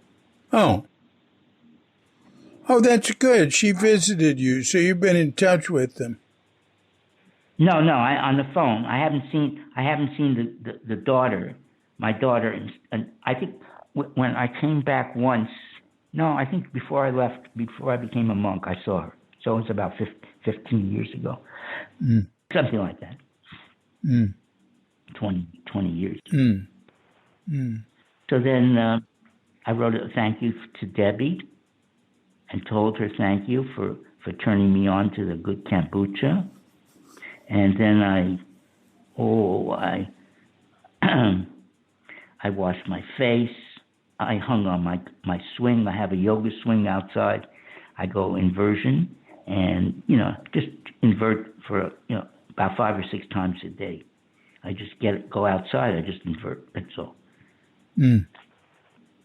And then I thought of a note that's stuffed into the roll of my sabang at breakfast from Poland, of all places. Someone brought it back from Poland.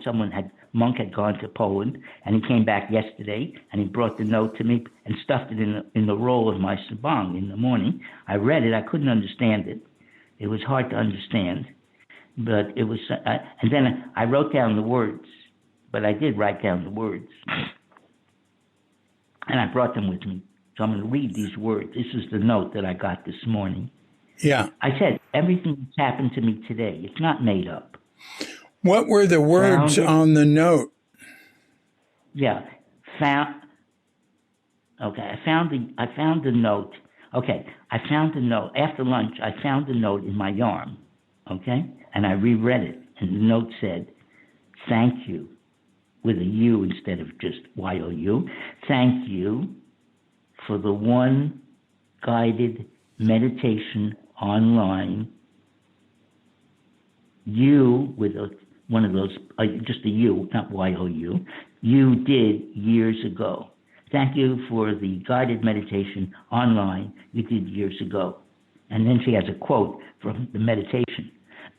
It's what you have, enjoy it. That's the quote. And it was and then underneath that, it was your birthday whisper meditation. Sadhu, sadhu, sadhu, metta and peace. Monica. Okay, I got that note. Okay. I don't know who she is. I don't even remember the meditation, but the impact that it had on her compelled her to ask my friend to be kind enough to deliver this from Poland to me in the monastery. It's a little extreme, don't you think? But it happens to me occasionally, maybe 2 or 3 times a year. I get these letters from Germany, from all kinds of places. I don't even know what they're talking about, but they heard something I said, and it changed their life. I don't know. I don't know whether to believe it or not even. I don't know. But that's what they say. You know what I'm talking about? Yeah.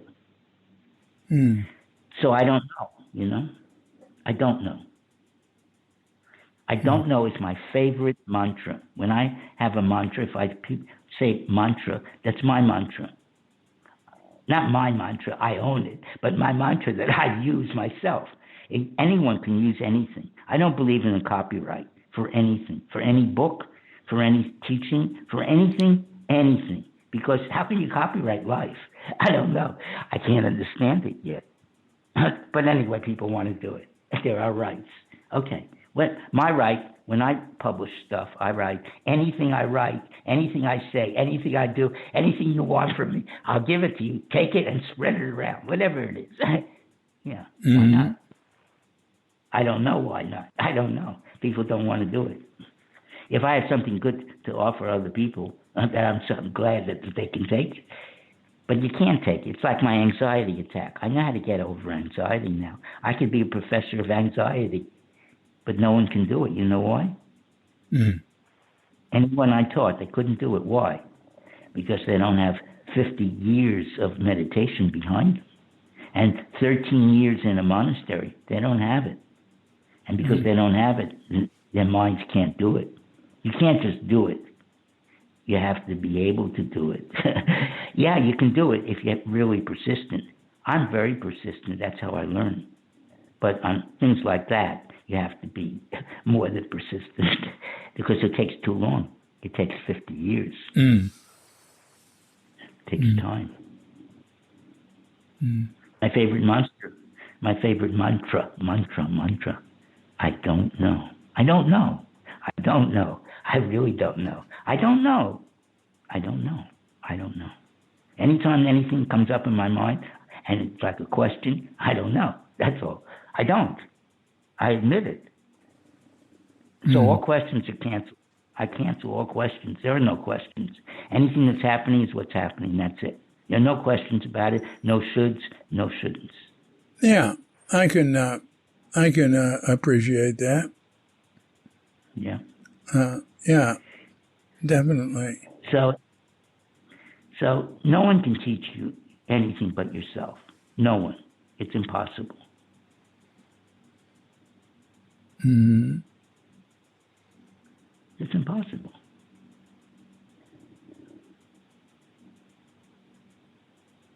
Mm. So I don't know is a good mantra to use Yeah. whenever you have questions about anything. Yeah. I don't think it's a bad one. It's just a mantra. Yeah. It's something to break up the train of thought. When you get into a thought pattern, it's a train. It's all attached. One thing pulls the other. If you get into anxiety, one thought pulls the other until you're pulled in completely. You're in the terminal. You're terminal. You'll never get out.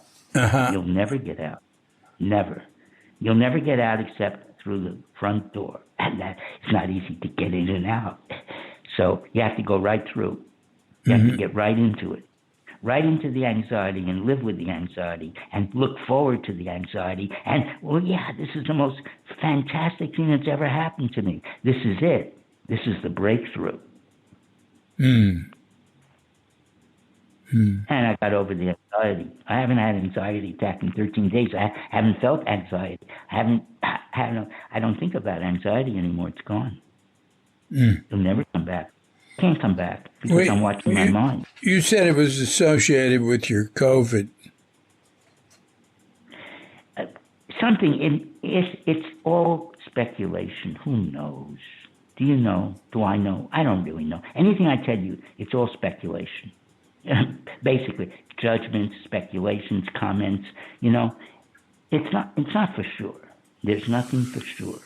It's always changing. It's always transmuting. The words keep meaning different things in different places. In different places. Yeah. Yeah. There's no end to the Dhamma. That's the way I look at it.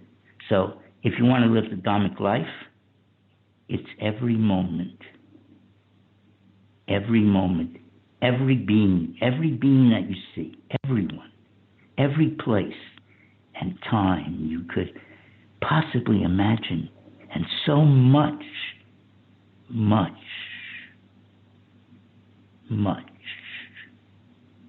more.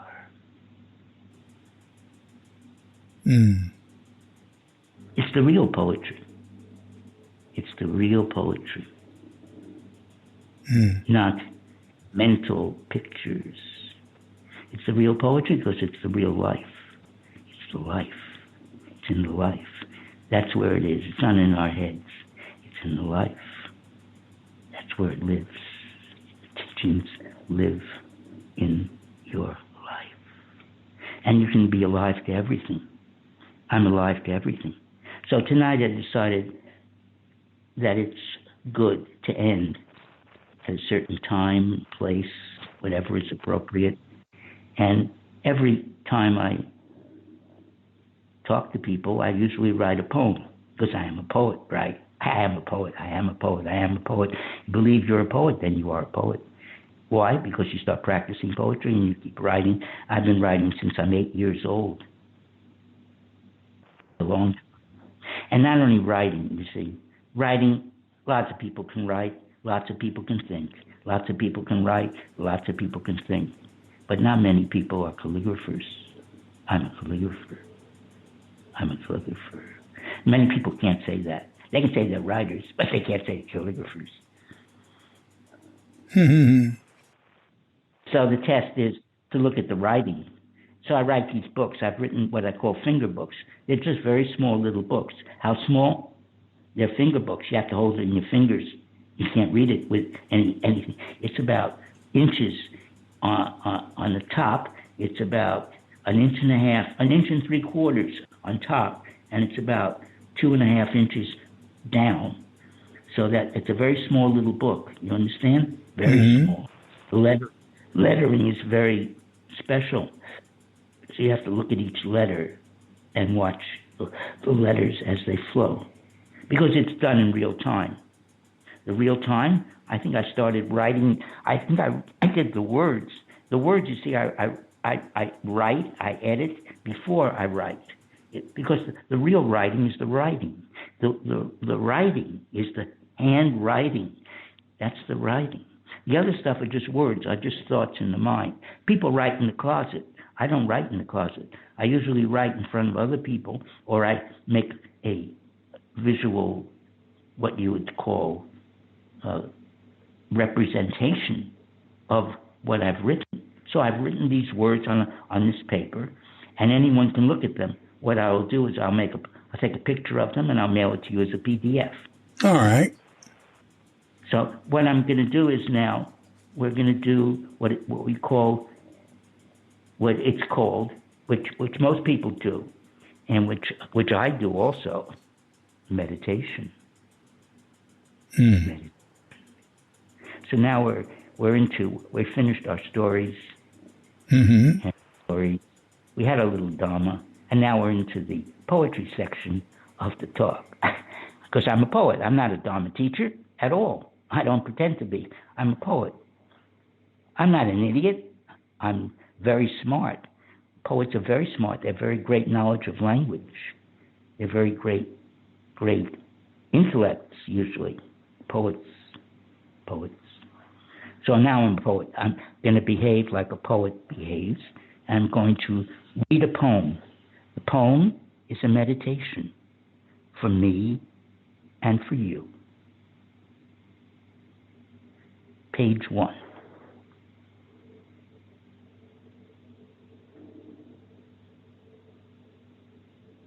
By the way, all my books are very small, very short.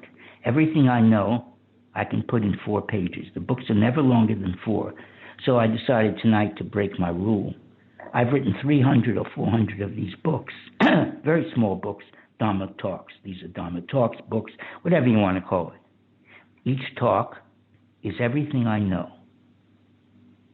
That's all, as best I can write it down in words. So tonight I went from 4 pages to 2 pages. Why should I write 4 pages? I'll just write 2 pages, everything I know. Okay?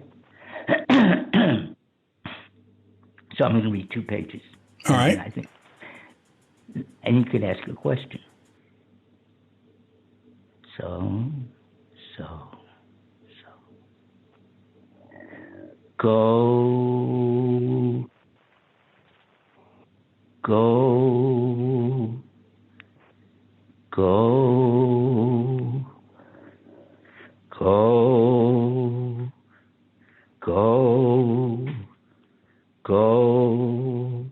Beyond. Go beyond imagination.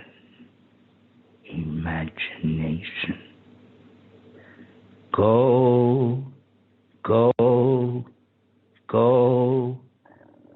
beyond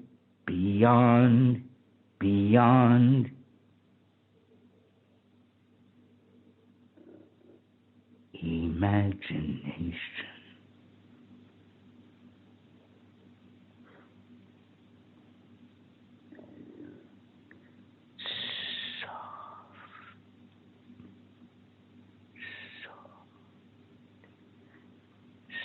Soft.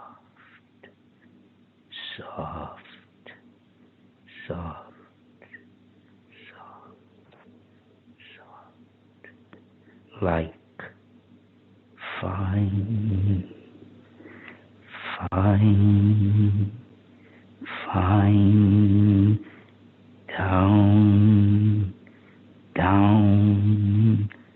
down,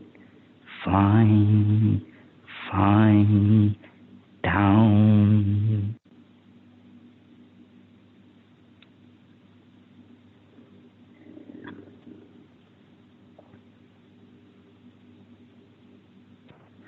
Slow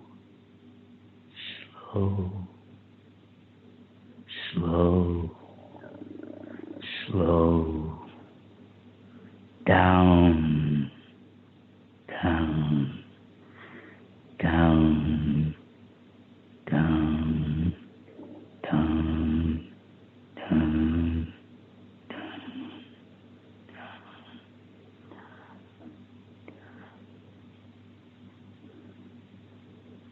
Page 2.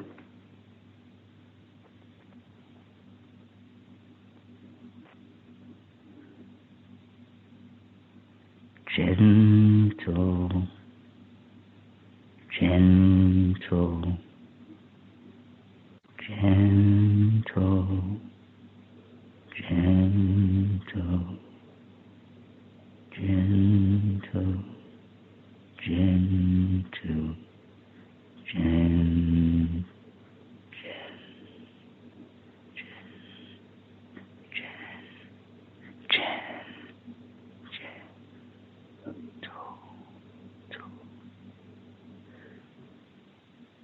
Loving, loving, loving, loving, loving, love, loving, loving, loving, loving, caring, loving, caring, loving, caring, and very, very patient, patient, patient, patient.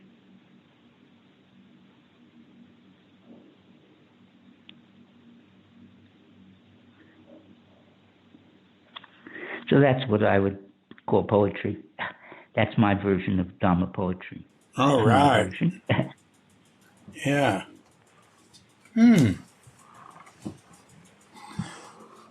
Yeah. That's the 2-page version. That's the what? You said you had 4 pages, but that's the 2-page version. Yeah, that was an experiment. My first time I ever tried that. I mean, I've only done this since, I'll tell you, when I retired in the monastery in I was 81. I retired a year and a half ago, almost 2 years ago now. So I don't have any work. I don't work. I was the head sweeper in the monastery. I wouldn't say it sounds good, but that was called the broommaster. I was the broommaster in the monastery. I make brooms and I sweep. That's my job. I did that for 10 years. So I became a master broom maker, known for my brooms. People were even saying I should sell them, $100 a broom. and people, but I said made by a monk or something, holy something, $500 a broom. And then, of course, it's nonsense. The whole thing is nonsense. Brooms are just brooms. I'm not even interested in brooms anymore at all. I don't think about them. I don't think about the leaves on the ground anymore. I used to think about it every day. Looking at the leaves, I have to sweep them up. I don't think about anything. I don't think about anything anymore. I don't have any responsibilities. I do whatever I want. I'm a totally free agent, and I get my meals. And what do? Most of the time is meditate. I sit down and contemplate, meditate. That's what I do. That's what I've been doing, and now I can do it full time. I can do it anytime I want now. I have a better deal, as they say. So the important thing to remember is to be soft, slow, and gentle. That's the teaching for tonight. That's how you get enlightened. That's how you get jhanas. That's how you get enlightened. That's how you get free. That's how you get happy. That's how you get joyful. That's how you get everything. And you don't have to do anything. Just be slow. Be slow. You have to slow down, get soft, make everything soft in your mind and your body, and then be gentle with everything, especially your own mind, your own body. Be gentle, love yourself, and be very, very patient. Patience is my favorite Buddhist term, and the favorite thing that I talk about. I like patience because I have endless patience. I wouldn't say endless. I'm mad. I mean, I'll keep doing anything, and I'm patient. Other people would give up. No one would do a lot of things I do. They wouldn't even consider it. And when they try to do it, they can't do it for very long because they don't really want to do it. When you really want to do it, you can do anything. Anyone can. It's not a special quality. I have no special qualities. I just am persistent. That's all. And I learned very slowly. I'm stupid. I admit I'm stupid. I'll tell you, the phone last night, I had to give you a phone number, so we have a phone in the office. I could have had a private room. I wouldn't have to be sitting next to the toilet, right? I could have. So we have a phone up there. So I was up there with another monk, and he's, I think has 1 reign less than me. He has 10 reigns, and he's not an Ajahn yet. Maybe he is. He just became an Ajahn. Okay. So Ajahn means you have 10 reigns. So I'm Ajahn Upasama. It's Upasama. Upasama has 10 reigns. That's all, and then you become an Ajahn. You're not venerable anymore. You're now an Ajahn. Ajahn Cha, Ajahn something. It means they have been a monk for 10 years. Usually if you stay a monk for 10 years, you're going to be a monk. That's it. So it's the young ones that leave, usually. Yeah. The old ones don't leave, but they give up the practice as they get older. That's the problem. Yeah. So that's the way it is. The way it is. And very patient. So patience is the important thing. If you don't have patience, you can't do this. You can't do anything, especially this. The Buddha had a lot of patience. 4 eons and 100,000 world systems to become the Buddha. He waited. That's a long time. I can't even think of 1 eon is enough. 1 year is enough for me. 1 eon. That's a lot of patience. We can't even think of how much patience. It means so immeasurable that we can't calculate it. That's all it means. It's immeasurable. Mm-hmm. I don't have any. I have no immeasurable qualities yet. I know the immeasurables. I know the 4 immeasurables, and I don't have any of those. What are they? Completed. The 4 the 4 are what they call in Pali the Brahma Viharas. The Brahma Viharas are the abodes of the gods. They're high realms. They're the 4 true emotions that human beings can have. Everything else, all the other emotions, are just from the ego. But these 4 emotions are super mundane. It means you have to be developed. Most people are not born with them. You have to create them, so to speak, or develop them. There's seeds in there, but you have to develop it. Everyone has seeds of these, but they have to be developed. If they're not developed, in the present day world, these seeds are going to wither and die, for sure. What are they? The 4 are the 4 Brahma Viharas. The first one is metta. Metta means loving kindness. What does it mean? Metta means loving kindness. Metta means loving kindness. Loving kindness. What is loving kindness? What is loving kindness? What is loving kindness? Tell me. Tell me. Tell me. What is loving kindness? Okay, I'll tell you. So not wait around. Okay, loving kindness is being kind, being gentle, being slow, kind, gentle, patient. Isn't that loving kindness? Caring. Loving, we all know what loving kindness is. Just a word, but you have to spell it out very clearly. It's the kind of, so we give metaphors and similes and analogies and these things. So just words to make it easy to understand. What is kindness? And all those words, the Brahma Viharas and the qualities of the second factor of the Eightfold Path called Sama Sankappa. The second factor is called Sama Sankappa, right thoughts, or it could be right intentions, or it could be right motivations. My own word for it is right attitude. You have the right attitude. You have an attitude of softness, of gentleness, of peacefulness, of kindness. That's a nice attitude to have. So if you play a role, now I'm going to change my role from Upasama, the eccentric. I'm considered eccentric in the monastery. I'm an eccentric. That's how they boxed me up. Okay? You understand? Mm-hmm. So they boxed me into this role. He's an eccentric monk. The eccentric monk. He hangs upside down. He doesn't wear clothes in his kuti. He's mostly naked. Okay, and he's strange, the things he does. Okay, it's okay, because people don't come up to my kuti because they're afraid to see me naked. Okay, so that's a good thing. Yeah. So I'm going to change my role, and you can play any role. So I change my role starting tomorrow morning. I'm going to come in and be the old wise monk. I like that one. The old, wise, peaceful monk. I like that even better. The old, wise, peaceful monk. That's going to be known. It will take a few years because they'll have to wash out the old one they have. You see? But then I become a totally different person. And then I get totally different treatment. What's the second immeasurable? The second immeasurable realm, these are realms of mind, the states of mind. Metta, karuna. Karuna is compassion, great compassion. Buddha had metta and karuna. They usually are connected. They're connected. And the third one is more interesting. The third one is called mudita. Mudita. Mudita means joy with others. When someone else has joy, I'm joyful. When I have joy, I'm joyful. I'm joyful too, for myself. I'm joyful for myself.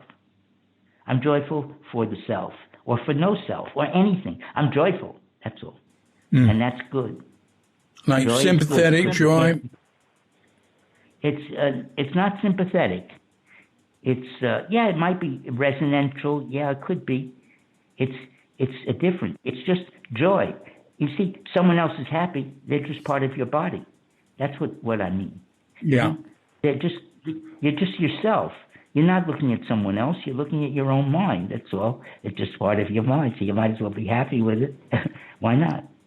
So I'm happy with everyone. Everyone's beautiful. Everyone's wonderful. Everyone's great. Rather than say everyone's shit, everyone's nonsense. Yeah, there's nothing bad. It's not bad. It could be distracted. It could be sloppy. It could be, mindless. It doesn't matter. That's only states of mind. But when you say, oh, he's sloppy, it means that person is sloppy. There's a person there. You're punishing them. It's no good. That's evil. That's evil because it hurts you. That's why. What's the fourth one? Huh? And the fourth one, the third one is more interesting, though. They ring a church bell. And everyone in the community, this is the important one to know, because the other one I don't know. Equanimity is like a very high state. I have no experience with it, really. I mean, if I said I did, I would maybe be breaking a precept, because I don't really know what it is. I don't know, so I don't talk about it. I don't talk about anything I don't know. If I'm talking and I say something, I know it. I don't make it up. I don't read it in a book. I know it. The other stuff I don't talk about. I don't know. That's all. Simple and very direct. Everything's simple and very direct.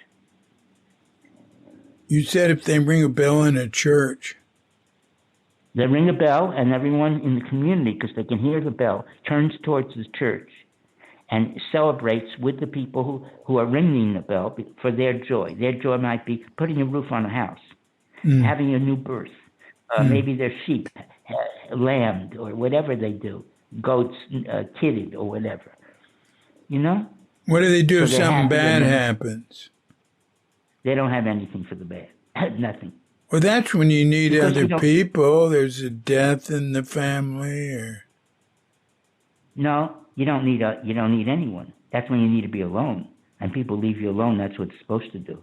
There's no one who can help me. How can anyone help me? I can't help myself. If I can't help myself, how is someone going to help me? It's crazy. Impossible. Unless you're a mad person. Doesn't make any sense. So I help myself. And I want people to stay away. But there are people who still come. I told you, some people really like to hear me and care about me. They're worried. What if he's not here? I can't talk to them.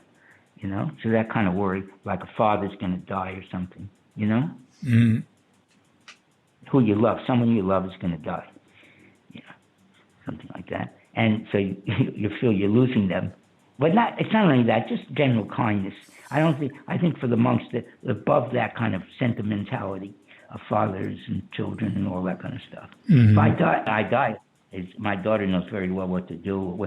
Everything is arranged in our consciousness about how we relate to these kind of things. We're clear, 100%.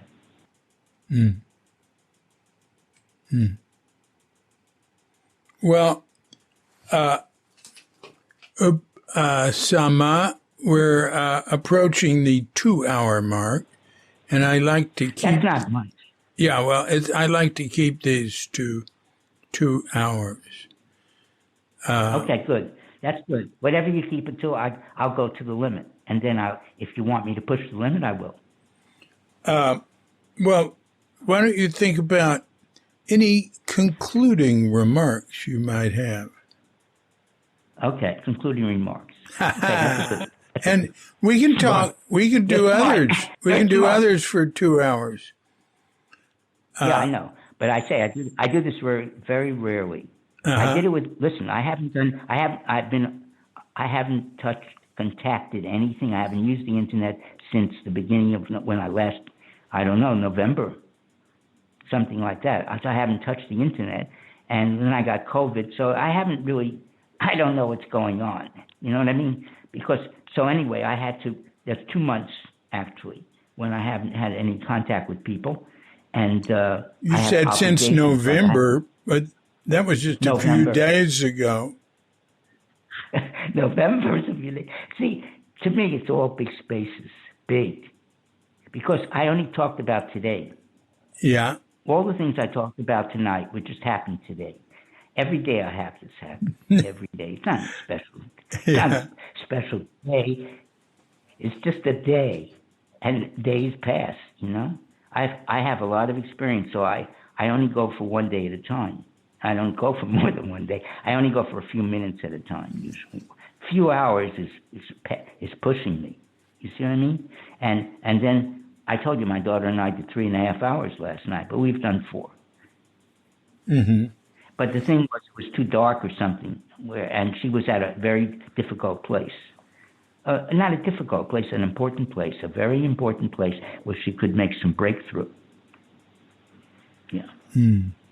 She wants to be a simple nun. If I say this, she's going to kill me. This is worse than the monastery, what I'm doing now. You know, if I talk about what she told me last night and what we talked about, and this gets out and she hears it, she'll be so pissed, you know. She doesn't like anyone to know her business. She doesn't. Well, then don't tell. Don't say it. I'm not going to say, but it's very good. She's doing very well. She's a brilliant person. She says I have the wrong idea about her, and she's not who I think she is. Okay, whatever. All right. It's good. You see, even if I have the wrong idea about her, my idea is a good idea. Yeah. I only have good ideas. Yeah. And so good ideas are good. It doesn't matter if it's true or not. There's not such thing as truth anyway. So it doesn't matter. It elevates her possibilities. Mm-hmm. It expands her horizons. Well, now we have 1 minute. 1 minute until 2 hours. Oh, shit. You can't go beyond. You can't go beyond, huh? The machine won't do it. No, it will, but I like to keep them to 2 hours. Okay, so I will honor that, and I have 2 minutes to say something. I have nothing to say, really. You know? Well, you've had many interesting things to say. Wow. I don't think I said anything. Well, yeah. I don't know. You see, listen. I'll be honest with you now. We're not on this program. You ended, right? Beep. I heard something. No. It went off. It's still going? Yeah. Okay, look. Now I'm off. I'm unplugged. This is totally unplugged. Okay? I'm unplugged. I'm always unplugged. That's it. So I will say anything about anything. I'm willing to go as far as anyone else will go. I'm willing to learn. I'm willing to anything. Look, I'm using this as all these. The thing I read was a guided meditation. The poem I read was a guided meditation for myself. Tomorrow, I started doing this already, so that's why I wrote it down. I'm doing it. I'm doing it. Not I'm asking you to do it or anyone else. I don't care when anyone else does. I'm doing this. This is what I'm doing. I don't need to report what I'm doing today. I don't know what I'll be doing tomorrow. It'll be maybe totally different. I don't have any routines. I don't have habits. I can do anything. I can be anyone. I can have anything. I can do anything. You can do anything. So you have to be very careful. You have to be really careful. Be really careful. Take responsibility for everyone. Yeah, so if I had some closing words, I don't know what they'd be really, but slow down your life down, down, and keep, keep a kindness, a general kindness to everything, especially to yourself. The biggest problem is our relationship with ourselves. There is no other real relationship, actually. The other ones, it's all made up. But, I don't know who David Chadwick is. I have no idea. I knew a David Chadwick I used to know from my old days, whatever. I don't know who David Chadwick is. Well, he doesn't know who Upasama is. He has no idea. He's remembering me from the past, but he doesn't really know because he hasn't seen me in how many, 13, 15, 20 years or something, and I'm totally 20. Yeah, at least 20. I'm 120% different. That's how different I am. Uh-huh.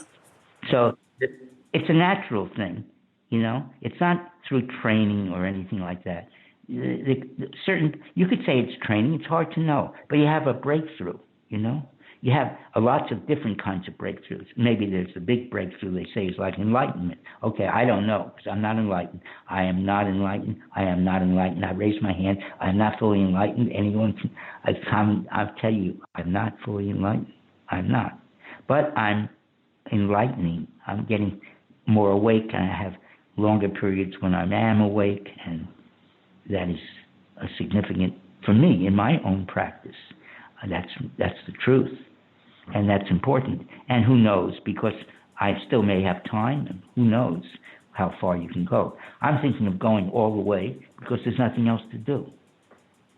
Mm-hmm. And most people are terrified by the idea. It's terrifying for most people. But I'm willing to take a risk and try to do this, and the risk is your whole life. You have to risk your whole life. You have to not be afraid to die. You're dying anyway, so you might as well just do it. That's it. Yeah. Just do it. You're going to do it, then do it. Yeah. Help you very much. It may not help you at all. It may be a loss. So go all the way. That's what I say. Go all the way. And if you don't go all the way, you lose. At least go to what they call in this tradition, Sotapanna, which is a stream enterer, that doesn't fall back at all. But who cares? Who's this going forward, going back? I don't know any of this stuff. That's all I know is what's happening right now. That's all I really know. I know I have a mind and a body because I'm perceiving what I call things. I can touch, I can feel, I can smell. They call that the body. They call it the body. I don't know. I can see pieces and stuff, legs, and I can feel it. And I can smell it. I can taste it. I can touch it. But I don't know. They call it a body. And I know I have something that you can't touch, you can't feel, you can't taste. It's something they call mind and consciousness or something. And, it's something that's knowing this, that, the other stuff. That's all. Yeah. The mind and the body. Yeah. The mind and the body. The mind and the body. That's all I know is I have a mind and a body. That's all. And I can, examine those things. The body is also important. I have examined my body. I have learned a lot of things about my body. I can heal my own body. And I don't take medicines. I don't take COVID injections. I don't do any of those things because you can heal your own body. I'm doing different experiments all the time on my body because I'm getting problems on my own body, so I take care of them. You have to take care of them and use it as a meditation. Otherwise, you get old, and you get older and more pain, and it's harder to meditate. I don't like pain because pain is not pleasant. It's unpleasant. That's why they call it pain. Otherwise, they have a different name, happy, joyful. When you're joyful, you don't feel much pain. I don't feel much pain. But I have a leg, something wrong in my ankle. I used to be able to sit for 4 or 5 hours at a stretch in full lotus, and now I can only sit 2 hours. Tut, too bad. I'm 82 years old. It's okay. So I sit for 2 hours, uncross my legs, rest 5 minutes, and cross my legs again for another 2 hours, whatever.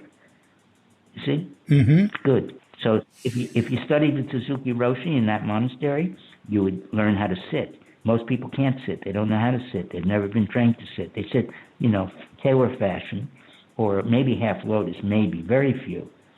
They can't sit, so you can't sit for long periods of time. I can sit for long periods of time. In the beginning, you'll need long periods of time. As you practice more, you'll need less periods of time. Less and less. But you'll want to do more and more. That's what's so strange. You need less and you get more. Before you had to do 8 hours, now you could get what you need from it in an hour. Different. Different. Practice changes. Practice changes. You have to be flexible. You have to be malleable. Your mind has to be sharp. You have to stay sharp. Stay sharp. People get old, but the mind doesn't get old. The body gets old. It's like a tree. It grows, it's a sapling, and it gets big, it gets fruit, and gets old, and then it falls down. That's all. It's finished. Same thing. No different. But that's the body. The mind keeps going. It doesn't want to stop. It can't stop until you slow it down, and then eventually it stops. It does stop. But it stops by itself. It does nothing you're doing. It's just the way you're living, and it's slower and slower. But it's not just slowing down and then you slow down and you fall over. It's not that. When you're getting to the end, you're sharper than ever. You have more energy than ever before. I have more energy. My mind is sharper than ever. Understand? Yeah. Now, you get older, your body gets older, but your mind doesn't get older. Your mind gets sharper. Why? Because it's learned more. It has wisdom. When you're young, you can't have that wisdom right away. It takes time. Things take time. Take years. Takes many years. But all of a sudden, there's a breakthrough. Is it the sudden or is it the years? It's the sudden and the years. You need both. Some people put in time, they never have a breakthrough. They put in 20 years, they never have a breakthrough. Why? Just the way it is, that's all. I don't know. I don't know, so I don't say. I don't know. Some people really put in a lot of effort, they get nowhere. Some people put in a little effort, they get somewhere. Some people put in a lot of effort, they get somewhere. I'm one of those people put in a lot of effort, and I get somewhere. So, not very far. But happier. I'm happier than most monks. That's all. Happiness is a wealth here. If you're happy and contented and at peace, then that's wealth. That's the wealth of a monk. So that's how it works. Well, yeah. Upasama, so it has been. The closing. Yeah, it has been really great speaking with you. I look forward to speaking with you further. I want to talk with your daughter too. Listen, I have some people I'm thinking for you. Now I thought about this for you and the work that you're doing. There's some people you should interview. You should interview my daughter, but she definitely won't talk to you. She definitely won't. You don't even have to try. You can try, but she'll. Oh, that's right. I don't care. I don't care. If she communicates to me through email, that's fine. Yeah, that's good enough for her. But she won't. She doesn't want to have any communication with anyone. That's fine too. With me, it's okay. No, I know her. I know her very well, very well. She doesn't want much from anyone. She doesn't even want to do what I do 3 times a year. She wouldn't do it. She wouldn't do what I'm doing. She wouldn't do it once. So she wouldn't do it 3 times. That would be like masochism. No, she wouldn't. She's not interested in helping, going out and helping anyone. Well, it's not necessarily helping anyone anyway. No, she helps by her. She has something. She helps by her presence. That's all she has to do is smile at you, and that's it. She doesn't need to do any other work. Yeah. That's her work. That's all. That's what she does, and she does it very well. People report to me for years. They go there, they see her smile, they feel good all day. That's all. She's teaching by being. She's just who she is. I've told her this many times. She doesn't believe it. And so she doesn't think she has anything to teach, you see. And she doesn't want to teach. Because she thinks teaching is maybe doing the kind of things that I do. I'm not teaching. I'm teaching by example. She's teaching by example, too. It's just a different kind of example. She doesn't see that she has something. She thinks the other stuff is the only thing. It's not. Or maybe she does know. I don't know what she knows. I don't know. I don't know what she knows. you know. Mm. But I love her, and I love her. She's a doll. Mm. Not a doll. She's not a doll. It's not a doll. She's not a doll at all. She's the most I don't know, easy to get along with person that I've ever met Mm. so far. Easy. I mean, we haven't had I don't think we ever had an argument in all the years we were together. And I think anytime we got close, we'd both cry. So it never happens. That's great. It never happens.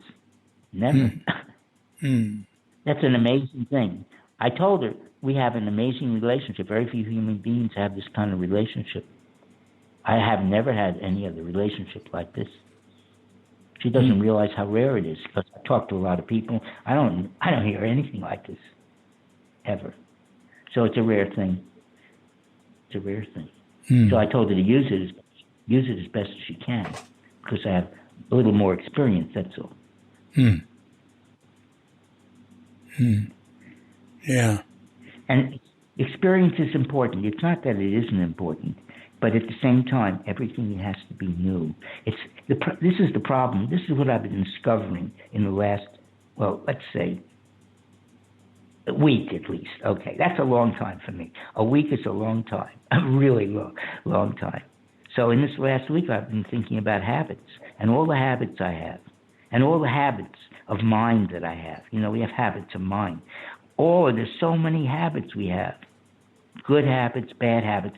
Good habit means that you feel good when you do it. A bad habit means it's bad because it doesn't make you feel good. That's all. That's all it is. It just habits. You just do it. It's something okay, I'll explain what, I'm not going to talk about. I'll tell you. You go to the bathroom, okay? I have to go to the bathroom, so I have to walk maybe 40 yards, okay, to get to the bathroom. No, 50 yards. No, maybe even further. Maybe 60 yards to get to the bathroom. It's a communal bathroom. Okay. I know I have to go to the bathroom, but how do I walk to the bathroom? How do I walk to the bathroom? How do I arrange my mind? Or what do I focus my mind on when I'm walking to the bathroom? Every time I go to the bathroom, I can choose those things. But I know I have to go to the bathroom. That's it. I don't think about it. That's the habit. The habit is going to the bathroom. What you do when you're walking to the bathroom is something else. You're doing different things with your mind and your body. You may do different things every day, every moment. That's what's new. That's what's interesting. That's what brings the joy, and that's what brings the happiness. That's it. So you get to the bathroom, and you're a different person, because you've energized your mind while you're walking there. It's not just walking meditation. That's different. You're watching your mind. You're watching your body. You're watching your mind and the body at the same time, because there's not much difference. I mean, it's going on really quick, really quick. In order for you to be able to walk, it's amazing. Such a big thing, walking around. It's all arranged, don't you see? We don't do it. You can't walk. You can't walk. The body walks. The body does the walking. I can go offline for 15 minutes, and my body will take care of everything. I let the body do it. I'm not even interested in what it's doing. I don't even know it's done it. I can turn it off completely. Just let it go. Why not? And then do other things with my mind.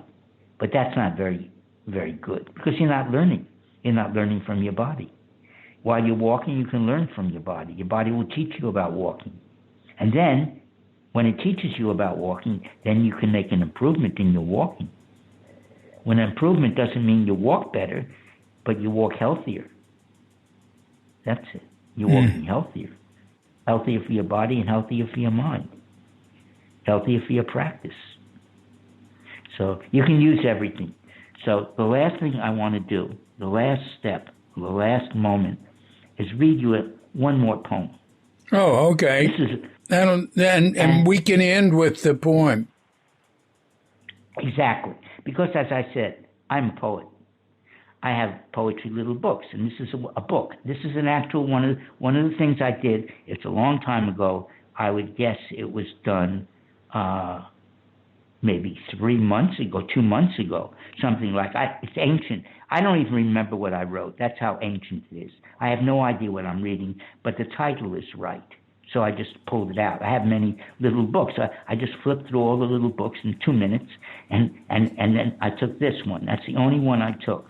There were 4 or 5 that I was going to take, and no, this is the only one that's right. I don't know why, but anyway, it's called Everything.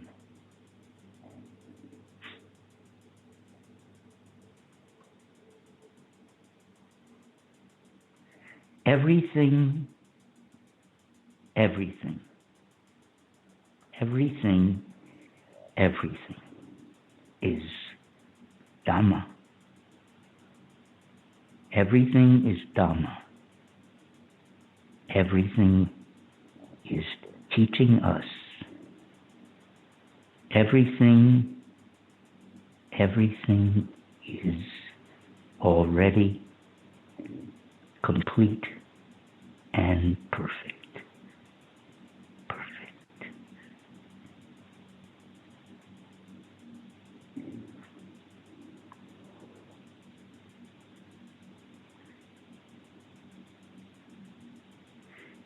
Everything is just birth and death.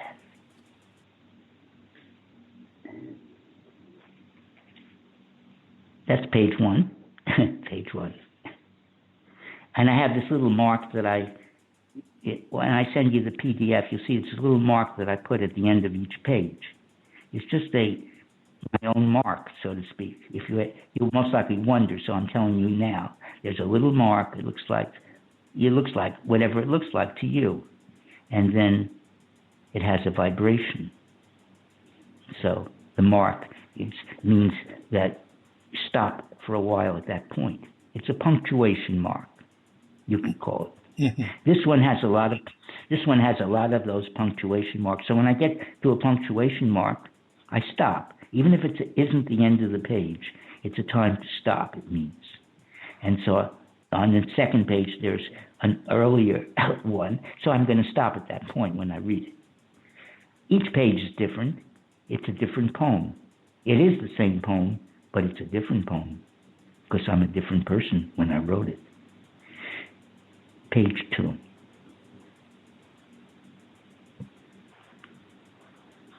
Everything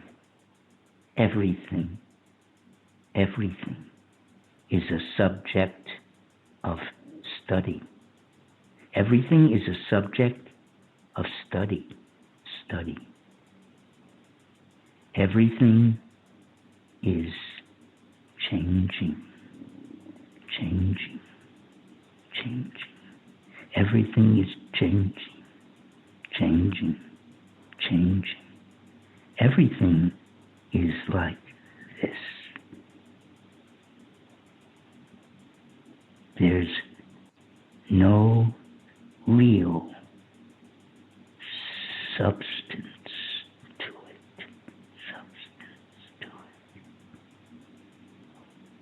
Hair is aging. Nails are aging. Everything is aging. Everything is aging. Ears, eyes, ears, eyes, ears, nose, tongue, nose, tongue, starting to go, starting to go, starting to go, starting to go.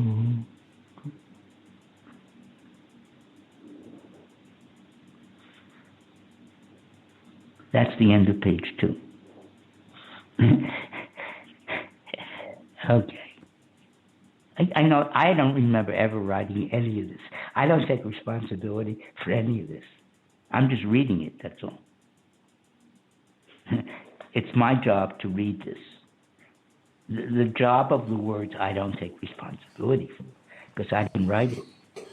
Are there just I'm 2 learning to pages in that poem?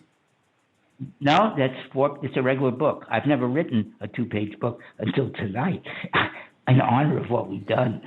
Okay. Oh, Page all right. 3. Page 3. Everything is uncertain. Everything is uncertain. Everything is uncertain. Everything is uncertain.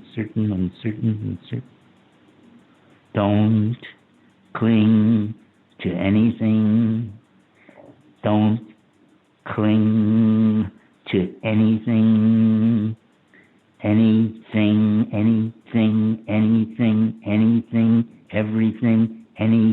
everything is uncertain.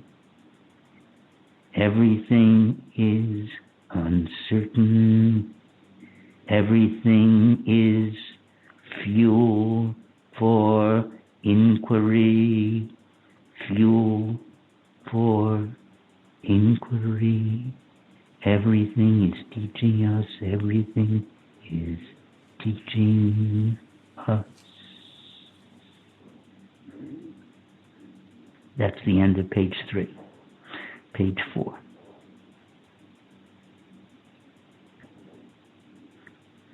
Everything is a hassle. Everything is a hassle. Everything is presenting obstacles, hassle.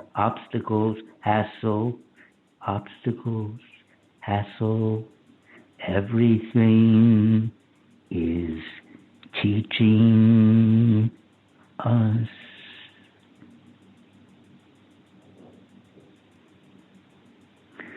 Dukkha arises.